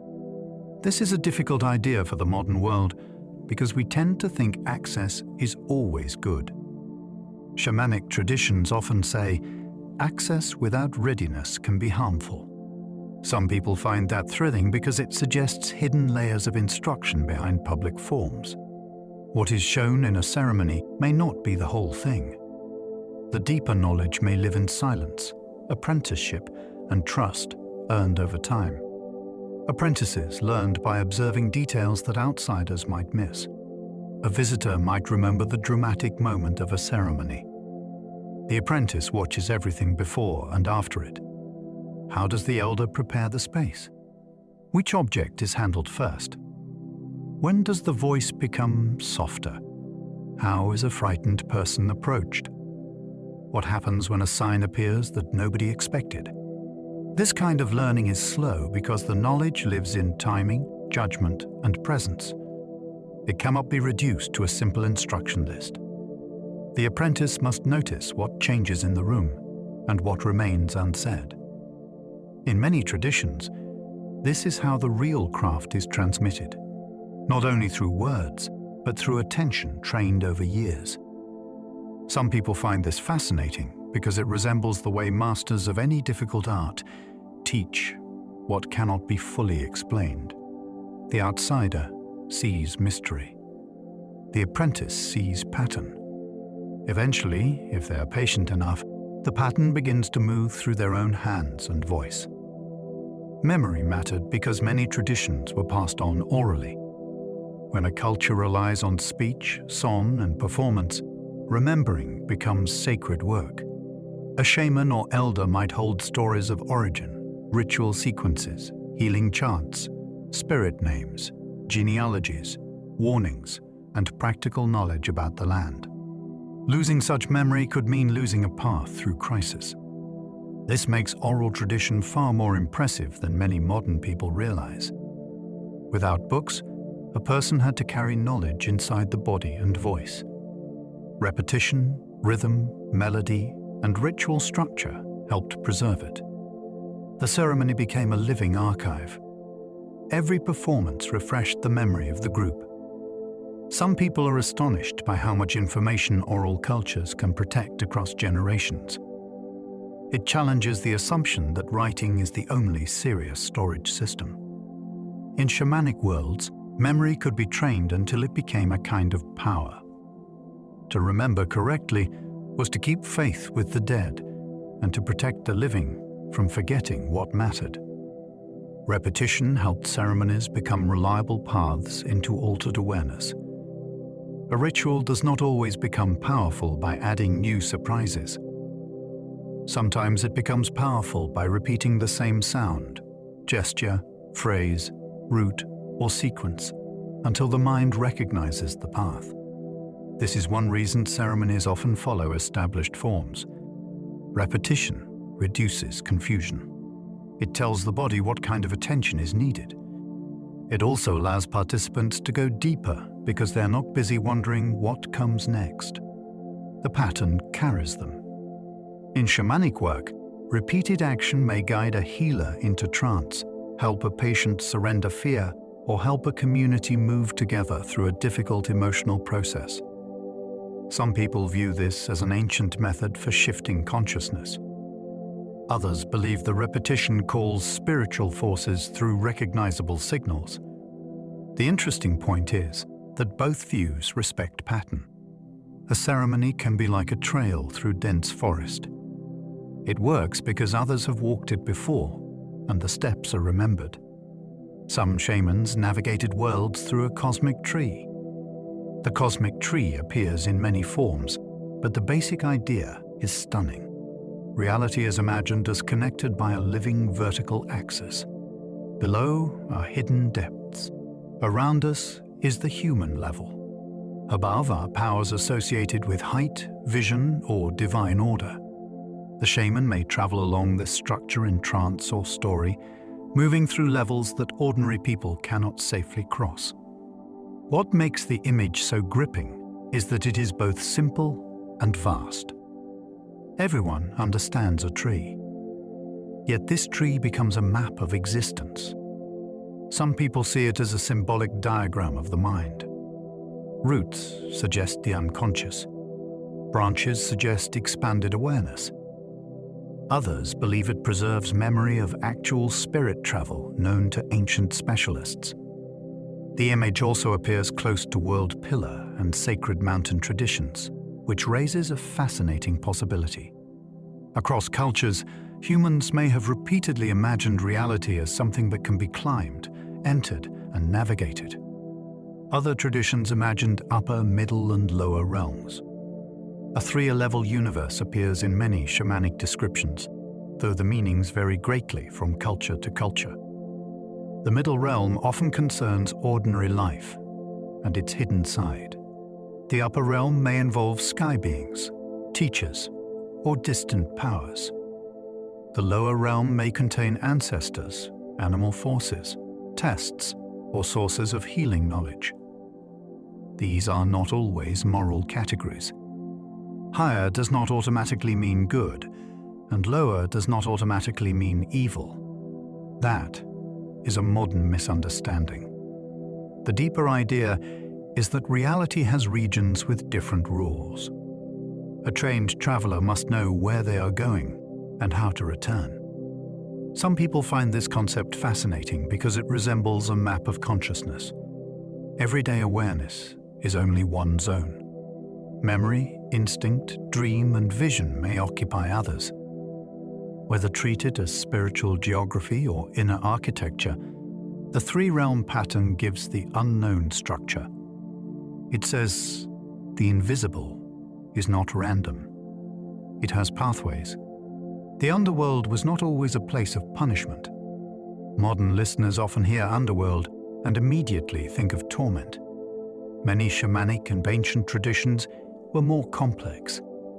The lower realm could be a place of ancestors, hidden knowledge, animal powers, fertility, or the deep sources of life. Seeds begin below the ground. Roots feed in darkness. The dead return to earth. That makes the below a realm of transformation, not only fear. In some visionary journeys, descending could be necessary for healing, because lost strength or buried truth might be found there. This turns the usual assumption upside down. The path downward may not be a fall. It may be a search. Some people are drawn to this because it feels like a secret psychological lesson. What we avoid may contain what we need. Shamanic descent stories suggest that wisdom is not found only in bright places. Sometimes the healer must enter the depth, meet what lives there, and come back carrying medicine. Ancestors often remained active members of the living community. In many shamanic cultures, the dead were not treated as vanished individuals locked in the past. They could advise, warn, protect, disturb, or demand attention. A family might maintain rituals so the bond stayed healthy. A neglected ancestor could become a source of trouble. A respected one could offer strength during danger. This worldview creates a powerful continuity between generations. The living are never completely alone. They stand inside a crowd of memory and obligation. Some people find this idea comforting. Others find it unsettling because it suggests that family history may be more active than we want to admit. Even in modern psychology, inherited trauma and family patterns shape lives long after the original people are gone. Shamanic thinking gives that reality a spiritual language. It says, the past is not merely behind us. It may still be participating. To heal the present, a person may need to repair the relationship with those who came before. Spirit possession could be understood as communication, not madness. When an outside presence speaks through a person in ritual, modern observers may rush to explain it as illness, theater, or suggestion. In many traditions, the interpretation is different. The event may be a controlled form of contact. A spirit, ancestor, deity, or other being is believed to use the person as a temporary voice. The setting matters enormously. There are rules, witnesses, songs, offerings, and often a trained specialist who understands what should happen. This is not the same as random loss of control. The community may listen for advice, complaint, blessing, or diagnosis. Some people find this idea fascinating because it challenges the boundary of identity. What is a person if another voice can speak through them in a meaningful ritual context? Skeptics may see performance and psychology. Believers may see real communication. The fact remains that such practices have helped communities process grief, conflict, and uncertainty for a very long time. Trance was often guided by rules, elders, and purpose. Altered states can sound wild, but traditional shamanic trance was often highly structured. The person entering it might be prepared through training, ritual order, protective measures, and community supervision. Elders could know what signs to watch for. They might intervene if something went wrong. The purpose of the trance also mattered. Was the healer seeking a cure, finding a lost soul, learning a song, or asking why misfortune had arrived? The state was not supposed to be aimless. That distinction is crucial today because many people chase unusual experiences for excitement. Older traditions often treated such states as serious work. Some people compare this to entering dangerous terrain with a guide. You do not wander in without a map. The rules protect the traveler and the people waiting for them. In this view, trance is not escape. It is a disciplined crossing, and the value lies in what the person brings back. The body was treated as a doorway, not an obstacle. Many modern spiritual ideas speak as if the body must be escaped. Shamanic practice often moves in the opposite direction. The body shakes, sings, sweats, breathes, dances, listens, trembles, and becomes the place where transformation happens. The healer does not leave physical experience behind as useless. They use it. A change in posture may shift attention. A repeated movement may build trance. A sensation in the chest or stomach may be read as information. A patient's reaction may guide the ritual. This makes the body a serious instrument of knowledge. Some people find this compelling because it challenges the split between mind and matter. The body may know things before language does. It may register danger, grief, release, or connection with stunning accuracy. Shamanic traditions often trusted that intelligence. The flesh was not a prison for the spirit. It was the surface where invisible processes became visible enough to work with. Breath could steady attention before entering sacred work. Before a difficult ritual moment, breath gives the practitioner a simple point of control. It slows panic. It gathers scattered focus. It reminds the person that they are alive inside the work. In some traditions, breathing patterns may be used to prepare the mind, support chanting, or help the body endure long ceremonies. The significance is easy to miss because breath is always with us.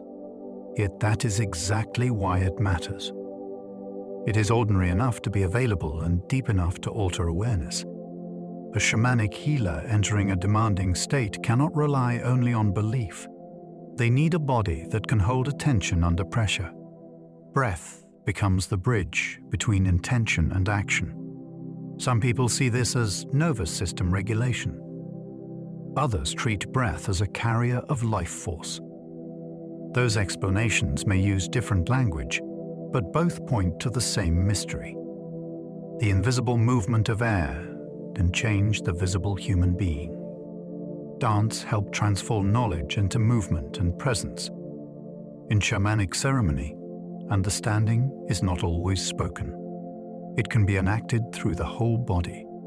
Dance may imitate an animal, mark a journey, call a presence, release tension, or carry the rhythm of the group.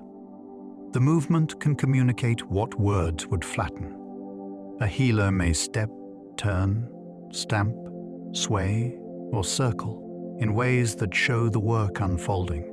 The community does not merely hear that something is happening. They see it take form. This is why dance can feel so powerful in ritual. It turns invisible intention into visible action. Some people believe specific movements open contact with spirits. Others see the body entering a state where instinct and symbol meet. Either way, the dancer becomes more than an individual displaying skill. They become the moving center of a process. Knowledge travels through feet, shoulders, breath, and timing. The body explains what the mind alone cannot carry. Pain was sometimes reframed as a messenger needing attention. A shamanic healer might not treat suffering as meaningless noise to be silenced immediately. Pain could be a signal that something needed to be heard. It might point to a broken relationship, a hidden grief, a spiritual intrusion, a neglected duty, or a life pattern that had become harmful. This does not make pain good. It makes it worthy of careful listening. The idea is fascinating because many people already sense that their suffering is trying to tell them something. The body tightens before the mind admits fear. Exhaustion arrives before a person admits they are living wrongly. Grief returns until it is given a place. Shamanic traditions often gave these signals ritual attention. The healer asked what the pain meant, where it came from, and what response it required. Some people see this as deep intuitive medicine. Others see it as contact with unseen forces. In both cases, pain becomes a message rather than an enemy without purpose. Shamanic healing often addressed the story around the wound. A person can suffer from pain, but they can also suffer from the meaning attached to it. In many shamanic traditions, healing did not stop at the visible injury or illness. It asked what story had formed around the wound. Was the person carrying shame? Did they believe a force was pursuing them? Had the community begun to see them as cursed, weakened, or separated from ordinary life? These questions matter because a wound can become an identity if nobody helps change the narrative. A ceremony might give the sufferer a new explanation, a new role, or a visible sign that the old condition had been broken. Some people find this astonishing because modern medicine can repair the body while leaving the person trapped in fear. Shamanic healing often worked on that hidden layer. It changed the story people were living inside. Once the wound had a different meaning, the person could begin to imagine a different future. Some rituals repaired social bonds after conflict or misfortune. When something went wrong in a small community, the problem could spread quickly through relationships. Suspicion might grow. Blame might harden. Fear might divide people who needed one another to survive. Shamanic ritual could help bring the hidden tension into a shared process. The ceremony might name a cause, invite confession, make an offering, call witnesses, or create a moment where the group could move forward together. This is more practical than it first appears. a broken community is dangerous. People who cannot trust each other struggle to hunt, raise children, face hardship, or care for the sick. Some people see these rituals as early forms of social repair. Others believe the spiritual forces around the conflict were being directly addressed. The effect could be the same in lived experience. People needed a way to end the cycle. Ritual gave them a formal path back from accusation toward shared responsibility. Misfortune could be read as imbalance rather than random fate. A failed hunt, repeated sickness, sudden loss, or strange run of bad events might not be dismissed as meaningless chance. In many shamanic worldviews, misfortune could signal that something had shifted out of order. This does not mean people lacked practical intelligence. They understood danger, weather, injury, hunger, and human error. Yet they also asked whether a deeper relationship had been disturbed. That question can feel strange to modern people who are trained to separate cause from meaning. Shamanic traditions often kept them together.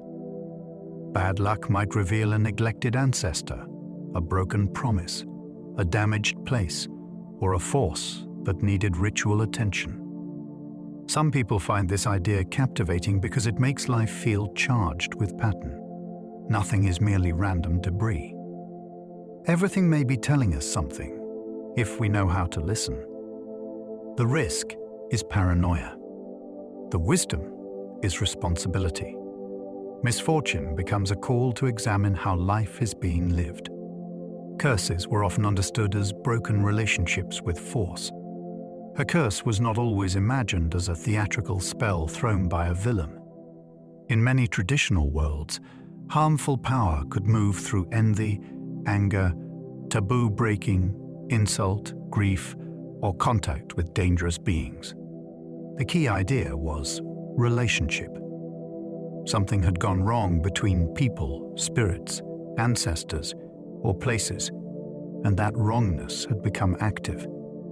A shaman might be called to identify the source, remove the influence, protect the victim, or restore balance. What makes this fascinating is how close it sits to everyday experience. Words can injure. Hatred can change a room. A family conflict can make people sick with dread. Shamanic language gives these forces a direct spiritual shape. Some people believe curses describe real energetic attacks. Others see them as the ritual handling of social poison. Either way, the tradition takes harmful intention seriously. It says, invisible damage may still need visible repair before peace can return. Protection rituals helped communities feel ordered during uncertainty. When danger cannot be fully controlled, people still need a way to act. A protection ritual gives form to that need.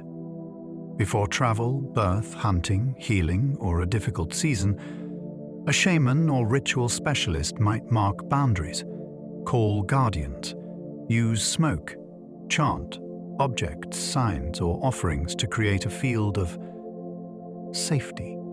The outward actions can look simple, but the psychological force is strong. People feel that danger has been recognized. They feel less abandoned to chance. In traditional terms, the ritual may also establish real defense against harmful beings or forces. Some people find this compelling because modern life still uses protective patterns. We lock doors. We repeat routines. We carry lucky objects. We check messages before journeys. Shamanic protection makes that impulse sacred and communal. It tells the group that fear should not remain shapeless. It should be met with attention, boundaries, and a meaningful act. Children sometimes learned respect through stories about spirits. In many cultures, stories taught children how to behave before they could understand abstract rules. A tale about a river spirit might warn against going too close to dangerous water. A story about a forest being might teach respect for places where children could become lost. A frightening figure might discourage cruelty, greed, or wandering after dark. These stories were not simply entertainment. They carried survival knowledge in memorable form. A child may forget a lecture, but they remember a being who punishes carelessness. This is one reason spirit stories can be so powerful. They make wisdom unforgettable. Some people see this as practical education wrapped in mystery. Others believe the spirits in the stories were real and deserved proper caution. Either way, the result is fascinating. The invisible world became a teaching companion. It helped shape character before written rules, classrooms, and official systems could reach the child. Elders guarded the difference between curiosity and entitlement. Curiosity can open a person to learning, but entitlement pushes them into places they have not earned. In many shamanic traditions, elders were responsible for making that distinction clear. A young apprentice might want a powerful song, a secret name, a sacred object, or entry into a dangerous ceremony. The elder could say no. That refusal was not necessarily cruelty. It protected the student, the community, and the knowledge itself. Spiritual power was not treated like a prize for the impatient. It had to be approached with maturity. This is a lesson modern seekers often dislike because information now feels instantly available. Yet availability is not the same as readiness. Some people find this idea intriguing because it suggests the most important teachings may resist consumption. They must be lived toward. The elder stands at the threshold and asks a hard question. Are you prepared to carry what you are asking to receive?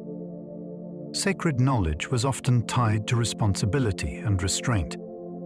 A person who learned a ritual method, healing song, spirit name, or protective act did not automatically receive permission to use it whenever they wished. Knowledge could come with obligations. It might be used only for certain problems, in certain places, under certain conditions, or after certain preparations. This challenges a modern assumption that knowing something means owning it. In shamanic traditions, knowledge was relational. It belonged to a lineage, a spirit, a place, or a community need. Misuse could weaken the person who misused it, or harm others who trusted them. Some people find this fascinating because it makes wisdom feel almost alive. It cannot simply be copied and detached from its source. Restraint proves that the learner understands the weight of what they have received. The deepest power may not be the ability to act. It may be the ability to wait until action is truly required. Modern seekers sometimes confuse shamanism with personal entertainment. The modern world often turned powerful traditions into experiences for the individual. People want a dramatic vision, a special identity, a weekend transformation, or a story that makes them feel different. Traditional shamanic work usually carried a much heavier burden. It was tied to community, land, training, ethics, and service. This distinction matters because removing the practice from its responsibilities can turn sacred work into a kind of spiritual tourism. The exciting surface remains, but the roots are cut away. Some people are drawn to shamanism because it feels forbidden or mysterious. That fascination can be a doorway into respect, or it can become another form of consumption. The difference lies in attitude. Are we listening to living traditions, or are we taking symbols because they look powerful? The real subject is far more demanding than a fantasy of personal power. It asks what a person is willing to serve. Ethical learning begins by respecting living indigenous communities. Shamanism is not only an ancient theme for documentaries or late-night speculation. Many related practices belong to living peoples with histories, languages, struggles, and rights. That means curiosity has to be matched by respect. A tradition may have survived colonization, religious suppression, forced assimilation, and ridicule. To treat it as free material for anyone to copy can repeat the same harm in a softer costume. Ethical learning begins with humility. Who holds this knowledge? What do they say about it? What should remain private? What has been distorted by outsiders? These questions do not kill curiosity. They make it more honest. Some people think respect limits exploration, but the opposite is true. Respect allows a deeper encounter because it stops the learner from flattening everything into personal preference. The mystery becomes richer when real communities are not erased. The path begins with listening before interpretation and gratitude before use. Not every trance practice is shamanism in the traditional sense. Altered states appear in many religious, artistic, healing, and psychological contexts. That does not mean they all belong under one label. A dancer in ecstasy, a monk in deep meditation, a prophet in vision, and a shaman in ceremony may share certain features, but their roles can be very different. Traditional shamanic work usually involves a specific relationship with community need, spirit contact, healing, journeying, or mediation between visible and invisible powers. The boundaries are debated, but the distinction matters. Without it, the word becomes so broad that it loses meaning. Some people are fascinated by this because it shows how many ways humans have learned to shift consciousness. The hidden world of experience is vast, yet naming things carefully protects their depth. Shamanism is not just any strange state of mind. It is a pattern of practice rooted in responsibility, training, cosmology, and service to a particular community. The word shamanism covers many traditions, not one religion. It is tempting to speak as if all shamans belong to the same global system. They do not. The word gathers a wide family of practices, and each tradition has its own language, spirits, rules, history, and social role. A Siberian practitioner, an Amazonian healer, a Korean mudang, and a Himalayan ritual specialist should not be treated as interchangeable. The broad category is useful because it highlights shared patterns, but it can also hide differences that matter. This is where the subject becomes both exciting and dangerous. The similarities make it feel like humanity discovered a secret spiritual technology across continents. The differences remind us that every tradition grew from a specific people and place. Some people love the big pattern. Others warn that the big pattern can become a shortcut. Both points deserve attention. The best approach holds the tension. Shamanism is a doorway into comparison, but not permission to erase uniqueness. Scholars debate the term because it can flatten differences. The word is powerful, but it is also controversial. Some researchers use it because it helps describe recurring roles involving trance, healing, spirit mediation, and ritual travel. Others worry that it forces diverse traditions into a single shape created by outsiders. The debate itself is important because names guide perception. Once a practice is called shamanic, people may expect drums, animal helpers, journeys, and healing ceremonies, even when the local tradition is much more specific. This can create misunderstanding. It can also create fascination by making distant practices appear connected. Some people are drawn to that global pattern and wonder whether it points to a forgotten human inheritance. More cautious voices remind us that similarity is not sameness. Both views can sharpen the listener's mind. The label opens a door, but it should not become a cage.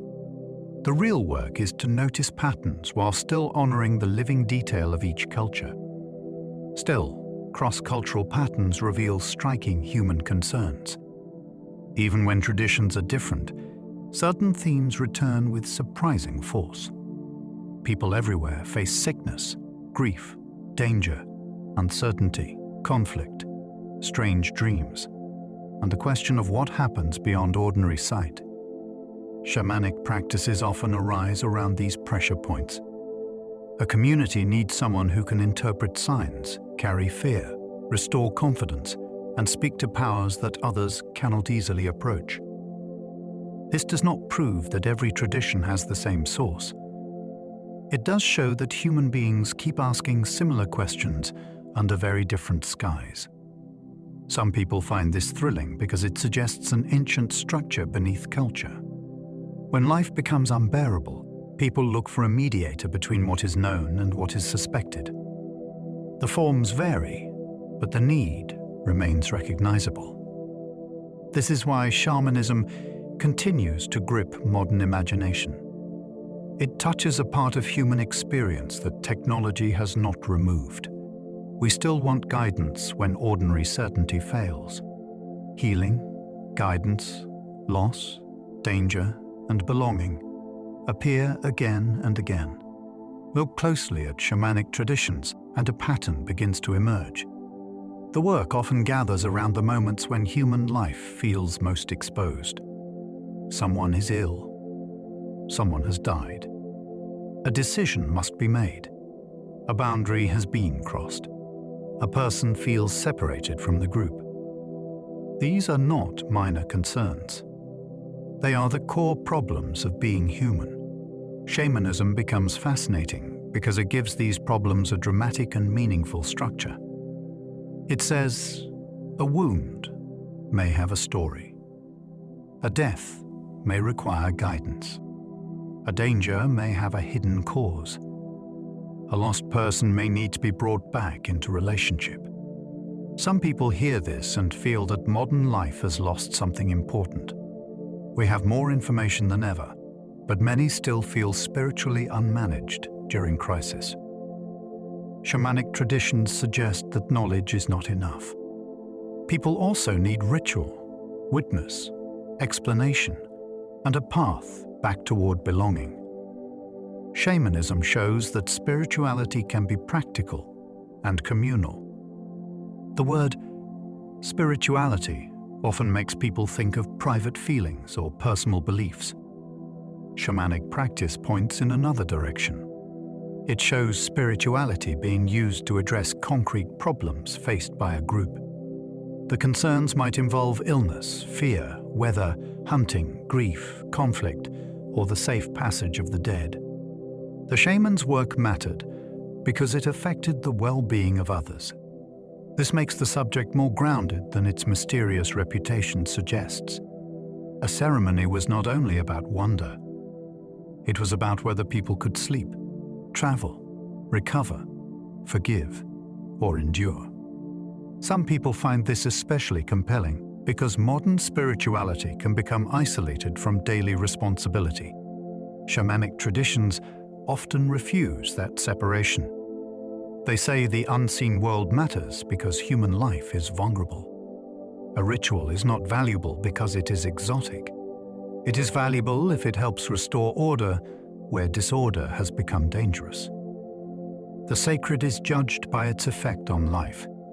Its rituals often help people face uncertainty without denial. Uncertainty is one of the hardest conditions for the human mind. We want answers, even when answers are not available. Shamanic ritual did not always remove danger or guarantee success. Instead, it gave people a way to stand inside the unknown without becoming helpless. A ceremony could ask for guidance, name the fear, seek protection, or mark the next step. That matters because action itself can prevent despair. The group sees that something is being done. The crisis is no longer only chaos. Some people see this as spiritual courage. Others see it as a sophisticated response to anxiety before modern psychology had words for it. The ritual does not deny that life is unstable. It meets instability with pattern, attention, and shared purpose. This is one reason the old practices still fascinate us. They remind us that certainty is not the only form of strength. Sometimes strength means acting with reverence before the outcome is known. The shaman stood between fear and meaning for the group. Every community faces moments when fear threatens to become the whole story. A child is sick. The dead feel too close. The land seems hostile. A dream has unsettled everyone. The shamanic role often placed one person at that charged boundary. They did not make fear vanish by pretending it was foolish. They entered the space where fear lived and tried to translate it. What is being asked? What has been broken? What must be done? This is a powerful social function. The shaman becomes a mediator between panic and response. Some people think of this as spiritual interpretation. Others might call it crisis leadership through sacred form. Either way, the effect could be profound. People are less overwhelmed when fear has meaning. They can act, wait, repair, or mourn with more stability. The shaman's work was not to make life safe. It was to make danger intelligible enough to face. Some practices aim to retrieve lost vitality after trauma. After shock, grief, terror, or humiliation, a person may continue living while feeling strangely absent. They may move through the day with little energy, little trust, and little sense of themselves. Many shamanic traditions describe this condition through the language of lost vitality or soul loss. The healer's task was to locate what had become separated and help restore it through ritual action. To some people, this sounds supernatural. To others, it sounds like an ancient way of describing trauma.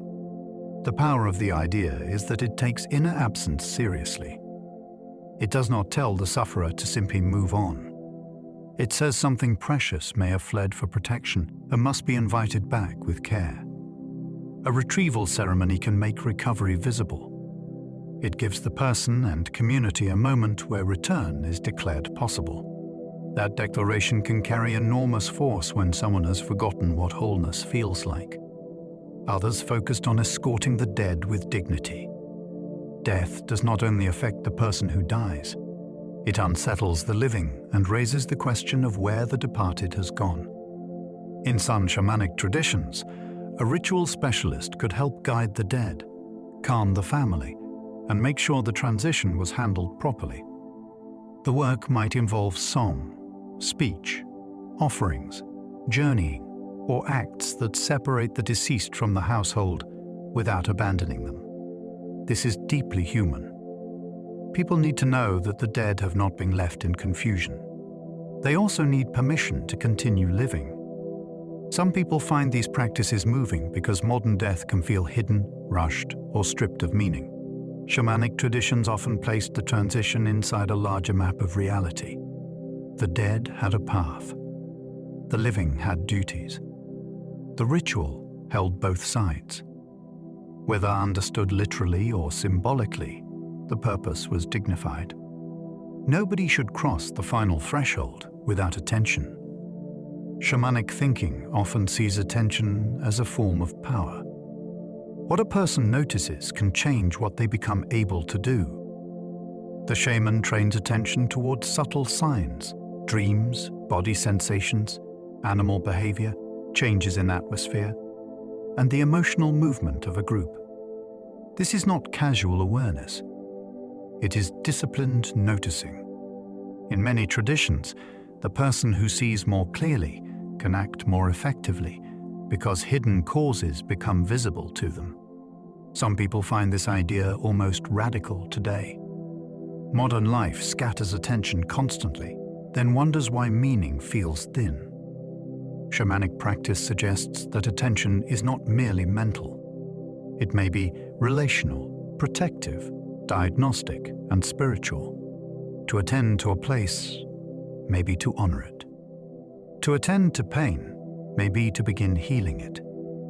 To attend to a sign may be to receive guidance others miss. Whether one believes in spirits or not, the lesson is powerful. The world grows deeper when attention becomes more exact. The invisible world was approached through discipline, not fantasy. The popular image of shamanism can make it seem like anything strange automatically counts as wisdom. Traditional practice was often far stricter. There were rules, teachers, preparations, taboos, and consequences. A vision had to be tested. A song had to be used correctly. A ceremony had to serve a real need.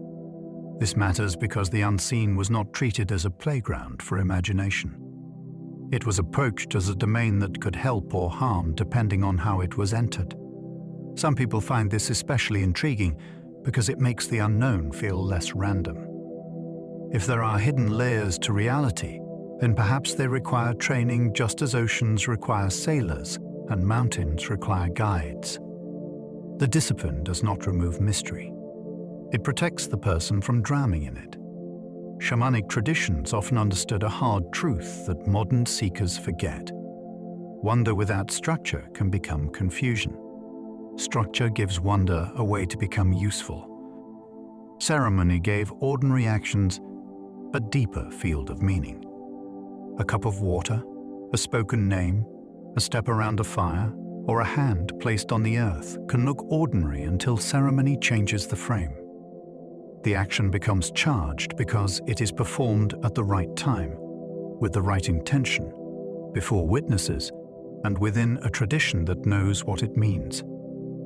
This is one of the great powers of ritual. It transforms simple behavior into meaningful participation. A person is not just washing, they are preparing. They are not just giving food, they are acknowledging relationship. They are not just singing, they are carrying a request. Some people see this as symbolic thinking at its richest. Others believe the ceremony opens a real channel between visible and invisible forces.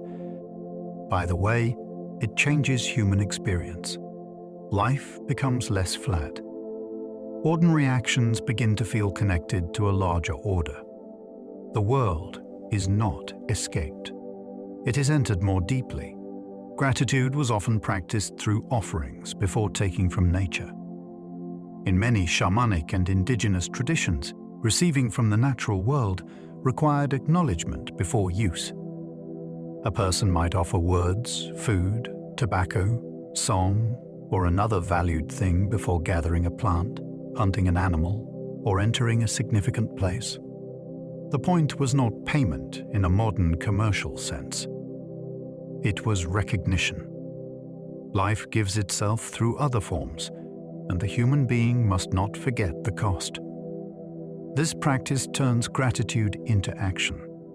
It prevents thankfulness from remaining a vague feeling. Some people find the idea powerful because it confronts the careless habits of modern consumption. Imagine pausing before every act of taking. Imagine remembering that food, shelter, medicine, and warmth come through relationships, not empty supply chains. The offering says the world is not a machine that owes us comfort. It is a living exchange. To receive properly, one must first become capable of respect. The healer's authority depended on trust as much as skill. A shaman could know songs, signs, stories, and ritual methods, but none of that mattered if people did not trust them. Healing often requires the sufferer to become vulnerable. The patient may reveal fear, grief, shame, dreams, conflicts, or private suspicions. The community may allow the healer to speak in moments of intense pressure. Trust makes that possible. It is built through conduct over time, not simply through dramatic claims. The person who uses fear to control others may gain attention, but they lose the deeper authority that service requires. Some people find this lesson very relevant today because spiritual charisma can be mistaken for wisdom. Traditional communities often had ways of watching. Does the healer become arrogant? Do they help the weak? Do they honor boundaries? Do they serve when nobody is praising them? True authority grows from reliability. The mystery may draw people in, but character decides whether they remain. A successful ritual could restore confidence before visible change appeared. Sometimes the most immediate effect of ceremony is not a physical cure or an obvious outside event. It is the return of confidence. People leave feeling that the danger has been addressed, the sufferer has been seen, and the community knows what to do next. That shift can be enormous. Fear narrows the mind. Confidence opens choices. A ritual that restores courage may change how people act, rest, speak, and support one another. Some people might dismiss this as only psychological, but that word can hide how powerful the change really is. A person who believes they are doomed lives differently from a person who believes help has arrived. In shamanic practice, the visible and invisible were often intertwined. The ceremony worked in the field of meaning first, and the effects could unfold from there. This makes ritual a form of practical hope. It does not wait for certainty before giving people strength. Shamanic traditions remind us that knowledge can be relational. Modern knowledge often means information held by an individual mind. Shamanic knowledge is frequently more personal and more demanding. A healer may know a plant through years of careful use. They may know a place through stories, offerings, warnings, and experiences there. They may know a song because it came through a teacher, a dream, or a spirit relationship. This kind of knowing cannot be fully separated from conduct. You do not only ask whether the information is correct, you ask whether the relationship is right. Some people find this difficult because it challenges the habit of taking knowledge out of context. A ritual phrase copied from a book may not carry the same weight as one received through training and obligation. The idea is fascinating because it makes wisdom less like possession and more like participation. To know something deeply may require being known by it in return. They also challenge the modern habit of separating mind from world. Modern thought often places experience inside the head and the world outside the head. Shamanic traditions tend to blur that boundary. A dream may matter to a hunt. A place may influence a mood. A sickness may involve family conflict or spiritual disturbance. An animal encounter may become guidance. The person is not sealed off from reality like a lonely observer. They are immersed in relationships that can affect body, memory, decision, and fate. Some people see this as a worldview that modern life urgently needs. Others find it unsettling because it makes everything feel connected and therefore accountable. The separation between inner and outer becomes less certain. A thought may require ritual attention. A landscape may carry emotional force. A ceremony may change how the world is experienced and therefore how people act within it. Shamanic thinking asks a bold question. What if consciousness is not locked inside us, but woven through our way of belonging? The deepest lesson may be that healing begins with reconnection. Again and again, shamanic traditions return to the same human truth from different directions. A person becomes sick when separated from vitality. A family suffers when separated by conflict. A community weakens when separated from its dead, its land, its duties, or its stories. Healing means restoring connection where connection has been broken. This is not a vague comfort. It is a demanding teaching. Reconnection may require apology, courage, ceremony, memory, restraint, or a willingness to listen to what has been ignored. Some people find this lesson more relevant now than ever. Modern life can offer convenience while leaving people isolated from body, place, ancestry, and one another. Shamanic traditions do not solve that problem with an idea alone. They answer it with acts. Call back what was lost. Repair what was harmed. Honor what gives life. Remember where you stand. The path to wholeness begins by returning to relationship. Shamanism endures because humans still seek guidance beyond certainty. No matter how advanced the age becomes, human beings still reach moments where the known world feels incomplete. A diagnosis arises. A loved one dies. A dream will not leave. A place feels charged. A decision carries too much weight for logic alone. In those moments, people often want more than data. They want meaning, guidance, and a way to stand before mystery without feeling abandoned. This is why shamanism continues to fascinate the modern imagination. It suggests that our ancestors built ways of approaching the unknown with discipline, courage, and service. Some people take its claims literally. Others see them as symbolic maps of the human psyche. Many stand somewhere in between.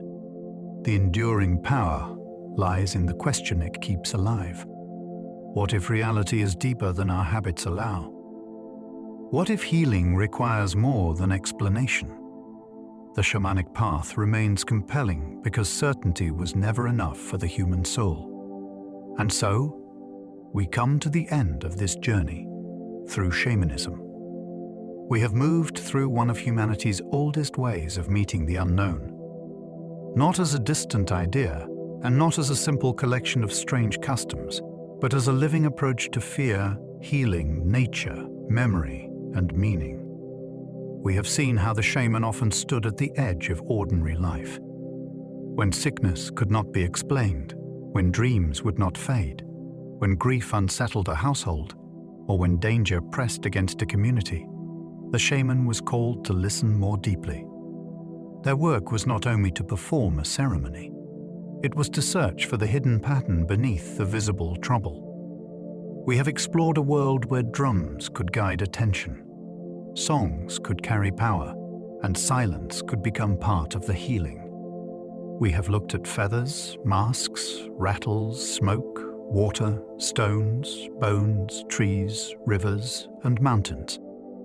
Each one showed us how ordinary things could become meaningful when approached with care. In this way of seeing, the world was never empty. It was full of relationship. We have also seen that shamanism was not one single religion. It was not one uniform path. It was a wide family of traditions, rooted in different peoples and places. Yet again and again, the same human concerns returned. Illness, loss, uncertainty, the dead, the land, the need to belong, the longing for guidance when reason alone feels too small. Perhaps that is why these traditions still hold such power in the modern imagination. They remind us that human beings have always searched for more than explanation. We have always needed ways to face mystery without turning away from life. We have always needed someone to help us cross from fear into meaning. And now, as this exploration settles, there is nothing more you need to solve. Let the old drums grow distant in the mind. Let the ceremonies fade back into the forest, the snow, the mountain, the village, the firelit circle. Let the stories return to the people who carried them, and let your own body become simple again. Feel the weight of your shoulders softening. Notice the breath arriving without effort. You do not need to chase any thought that passes through. You do not need to hold on to any image, question, or idea. For tonight, the lesson can be very simple. You are allowed to return. Return from the noise of the day. Return from the pressure to understand everything. Return from the need to be certain. Like a traveler coming back from a long path, you can set down what you have carried. The mind may still move a little, and that is all right. Let it move more slowly now. Let each thought become less important. Let the room around you be enough. If this journey brought you a little curiosity or a little calm, you are warmly invited to like, subscribe, or leave a thought below. It helps others find their way here too, one sleepy soul at a time. And if you are still awake, there should be another video waiting on the screen, ready to carry you into another gentle world of wisdom. But for now, there is no hurry. The hidden layers of reality can wait. The old questions can wait. The night has its own quiet teaching. Rest does not need to be earned. Sleep does not need to be forced. Simply let yourself drift toward it. Sleep well and good night.